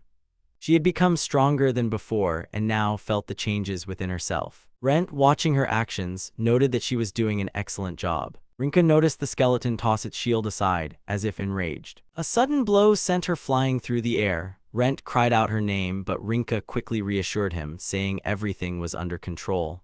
The kimono she was wearing had protected her. She promised she would handle it. As if repeating a mantra, she declared again that from the first strike to the last, her sword would cut without mercy and commanded her enemy to step forward, for a warrior of the Asura path stood before him. In that moment, Rinka remembered her past. Her peers, upon learning of her gift, shouted, asking what kind of gift she had received. They were astonished to hear it was the Asura path and an SSS rank 1 at that. It seemed unbelievable to them. Inside, Rinka mentally begged them to stop as she didn't want such a gift. Her former squad expressed disbelief that she truly possessed such a unique skill. They urged her to pull herself together. Rinka mentally screamed that she had had enough. She, too, had a right to face difficulties and to have hope. Other members of her past squad once said that without her, they could have become stronger. Rinka's thoughts returned to her memories and she felt it was unfair. They had used her as bait and then abandoned her. Now she realized she wouldn't tolerate it anymore. She was ready to put an end to it once and for all. Rent watched the fight, assessing the situation. He noted mentally that the new armor Rinka wore was perfectly reinforced by his magic, and her sword complemented this arsenal. All of this formed a harmonious and powerful combination, against which the skeleton had no counter. Meanwhile, Rinka continued the battle, fully focused on her enemy. Before this, Lindu, with a serious expression, had wondered what kind of person Rinka truly was. He reminded Rent that her gift, the Usura path, represented an immense desire to destroy, especially evident in the heat of battle. He wasn't sure if she herself understood this nature, but he noted that in such moments she desperately needed external control, otherwise she risked transforming into something else, a ruthless monster. He expressed the opinion that her future in this world now depended entirely on Rent. Rent, hearing all this, acknowledged the truth of those words and inwardly agreed with Lindu. In the present, right on the battlefield, Rinka gasped out words full of anger. She repeatedly screamed for the enemy to die, seemingly losing herself in a fit of rage. Rent arrived just in time and gently but firmly stopped her. He placed a hand on her shoulder and told her the fight was over and there was no need to fight anymore. Rinka, as if waking up, spoke his name and looked into his eyes with concern. Rent reminded her that not long ago she had saved him and now he was returning that favor. Rinka confessed that everything that had happened felt strange. In that moment, she felt like she had stopped being herself. Rent confidently stated that it didn't matter who stood before her as an opponent. He swore he wouldn't let her forget who she truly was. Mappy unexpectedly broke the silence with a joyful exclamation. She congratulated Rinka on finally defeating the enemy, whom she called a bonehead. However, she then wondered why no one's face showed joy or satisfaction from the victory. Rinka, as if not hearing Mappy, quietly said that she felt the same malice that Rent had once experienced. Her feelings were muddled and anger consumed her entire body, taking control of it. Rent, in response, recalled how during a recent duel, he had been overwhelmed by the desire not just to take the magical powers from the debtors, but to strip them of everything they possessed. Mappy decided it was time to reveal the truth about what SSS rank gifts truly were. She explained that there was a special meaning behind this rank. Rent listened in surprise as Mappy began to clarify that gifts of this rank weren't just about power.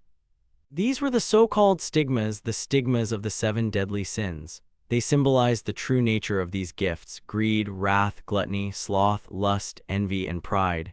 And that's what made them SSS rank, not just their immense power. Rent was surprised to hear about sins as a source of power. Rinka also struggled to understand what it all meant. Mappy continued to explain that each of them was affected by their respective sin. In Rent's case, it was greed, the desire to take everything and leave the enemy with nothing. For Rinka, wrath dominated, a fury that pushed her towards destruction. She reminded them that they had both recently encountered the true nature of their gifts. Rent exclaimed, accusing Mappy of not telling him about this sooner. Mappy calmly replied that it was much more effective to let them experience it for themselves than to explain it with words. She asked that next time they not allow these sins to consume them. She truly hoped they would manage. Rinka, with downcast eyes, quietly said that she couldn't understand why God had endowed them with such dangerous powers.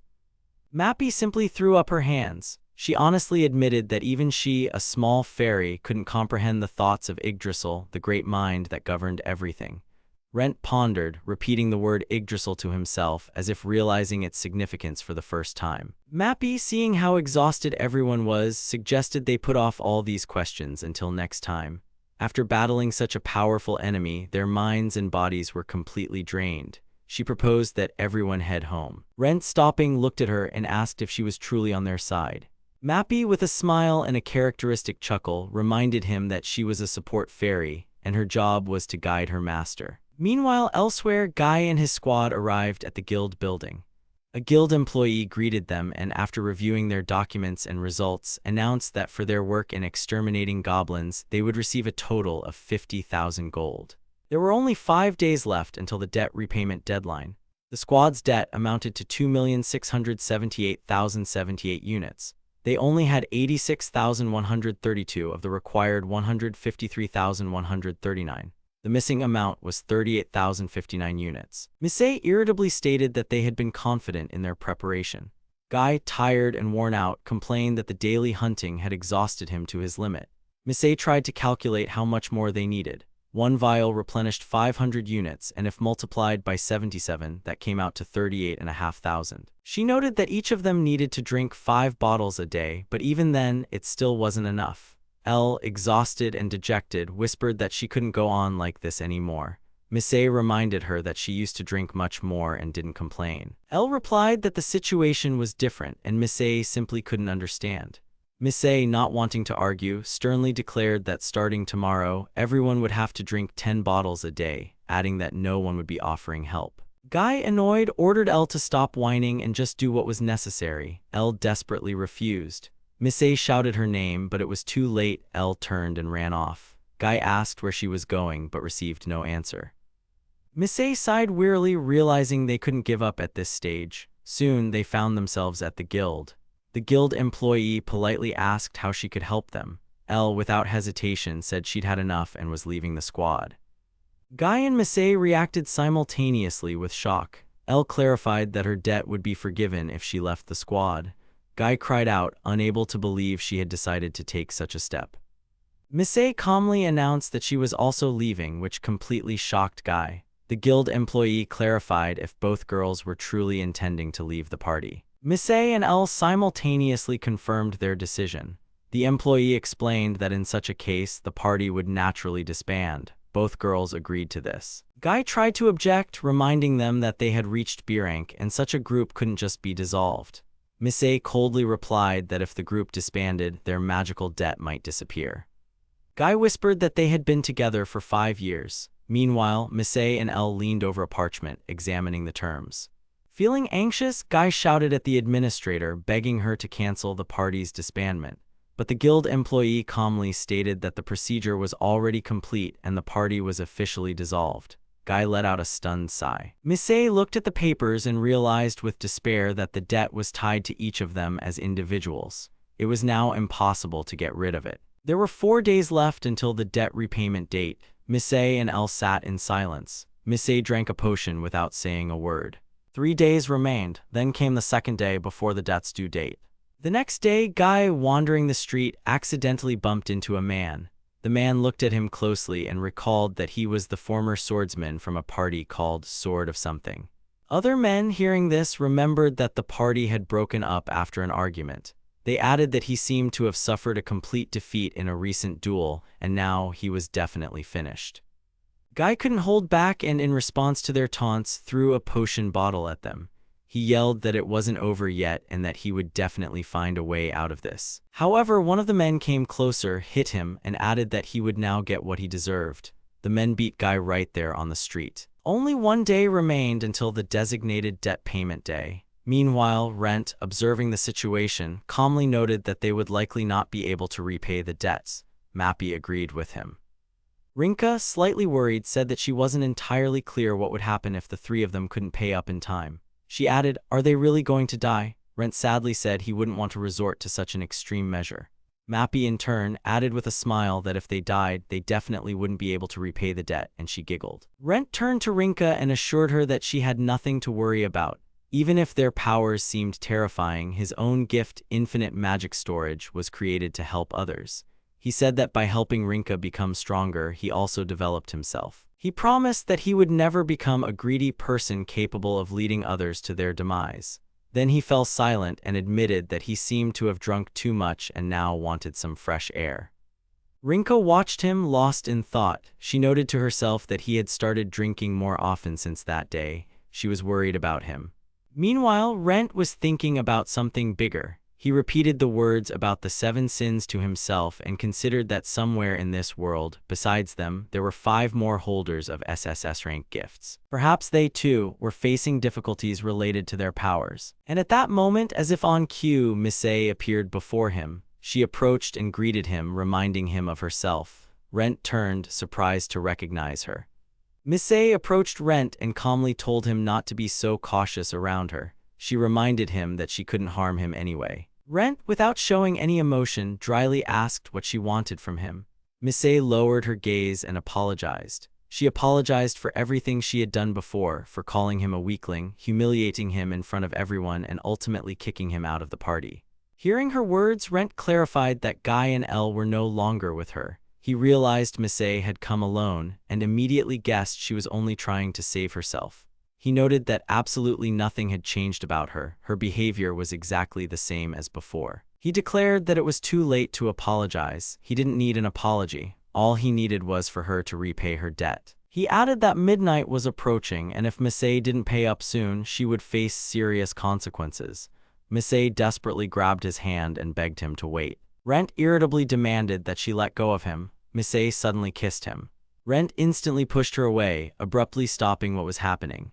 Misei, not losing her confidence, began to reminisce about the past. She brought up that trip when they rode together in a carriage from the village. Back then, she couldn't reciprocate his feelings and still regretted it. She confessed that she hadn't found the courage and that she was sorry. Misei said she still loved him and begged him to give her another chance. She suggested they start over, embarking on a new adventure together. Misei asked if he was ready to be with her again.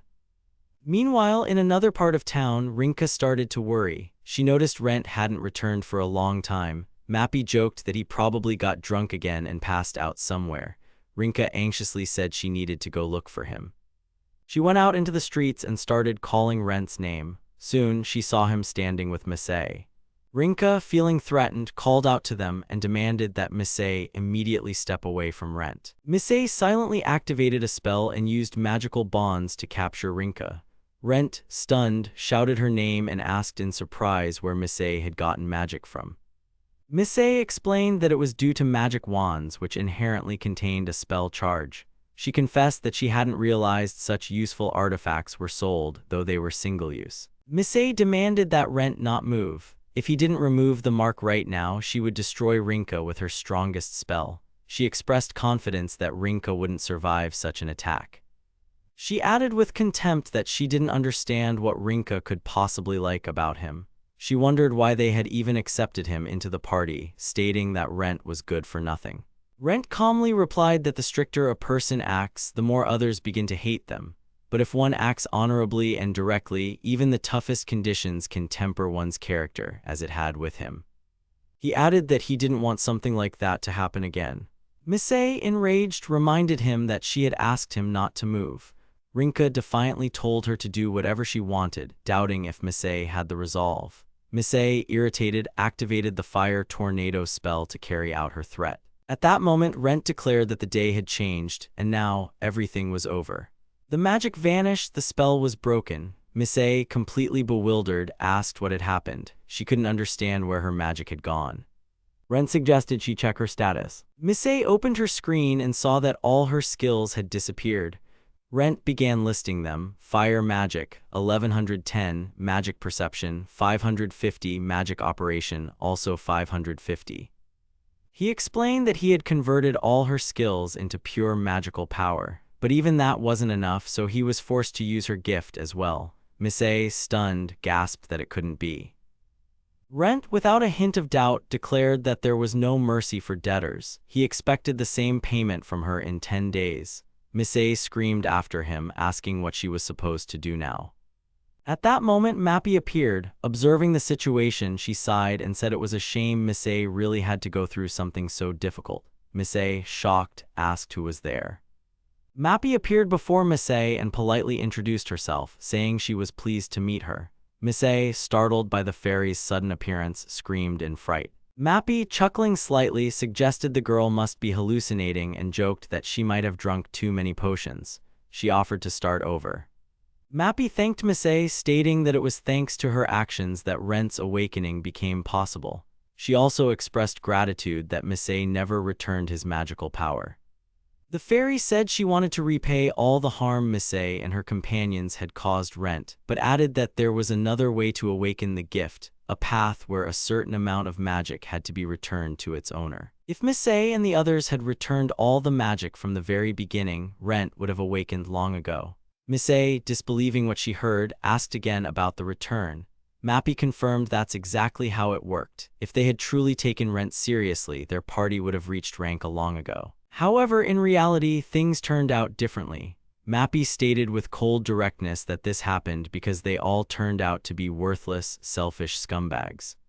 Misei, furious, grabbed Mappy and threw her to the ground. Then she angrily stomped on her and called her insulting names. Her voice was filled with malice and resentment. She blamed Rent himself for everything that happened, declaring that he was an even bigger scoundrel and all the fault lay with him. Mappy calmly replied that if Misei wanted to vent, she had done so, but there was no turning back now, and she wouldn't be able to escape the hellish payments. Misei, slowly comprehending what was happening, recoiled. Later, passers-by gathered in the city streets. They saw Misei lying there and began discussing the situation. Lindu approached and asked what was going on. The residents, watching the girl, anxiously said that she was still breathing, but her condition was critical. One of them reported that she likely had potion poisoning. He demanded that someone call a doctor immediately. Another resident recognized her as a mage from the Infinite Sky Sword group. Lindu was surprised to hear the familiar name. The man clarified that this group used to be called the Sky Slicing Sword, and rumors said they were the fastest-growing rank B party in history. Lindu ironically commented that their name was indeed strange. He wondered who could possibly stand against the heavens themselves, then looked up, noting how clear the sky was today. Meanwhile, Rinka approached Rent and apologized for the wait. She suggested they head to the 5th level of the dungeon. Rent, after a moment of thought, proposed they start with something else. He said that perhaps it was time for them to take on quests at the guild. Rent expressed a desire for their party to gain a name and reputation. And this could potentially lead to meeting the bearers of other gifts, those embodying the remaining deadly sins. Upon hearing this, Mappy curiously asked what they planned to do if they actually encountered such people. Rent calmly and firmly replied that he wanted to save them, to free them from the curse of their gifts. He said that perhaps this was his mission, given that he was endowed with such power. Mappy, with a touch of fondness and light teasing, added that she had been saying this all along. Rent, according to her, was good-natured and naive, almost like a simpleton. Rent, frowning, asked if she had just called him names. Mappy, still cheerful, said it was just a unique compliment. Rinka, looking ahead, remarked that even if they ever met other SSS gift bearers, they would most likely have to fight.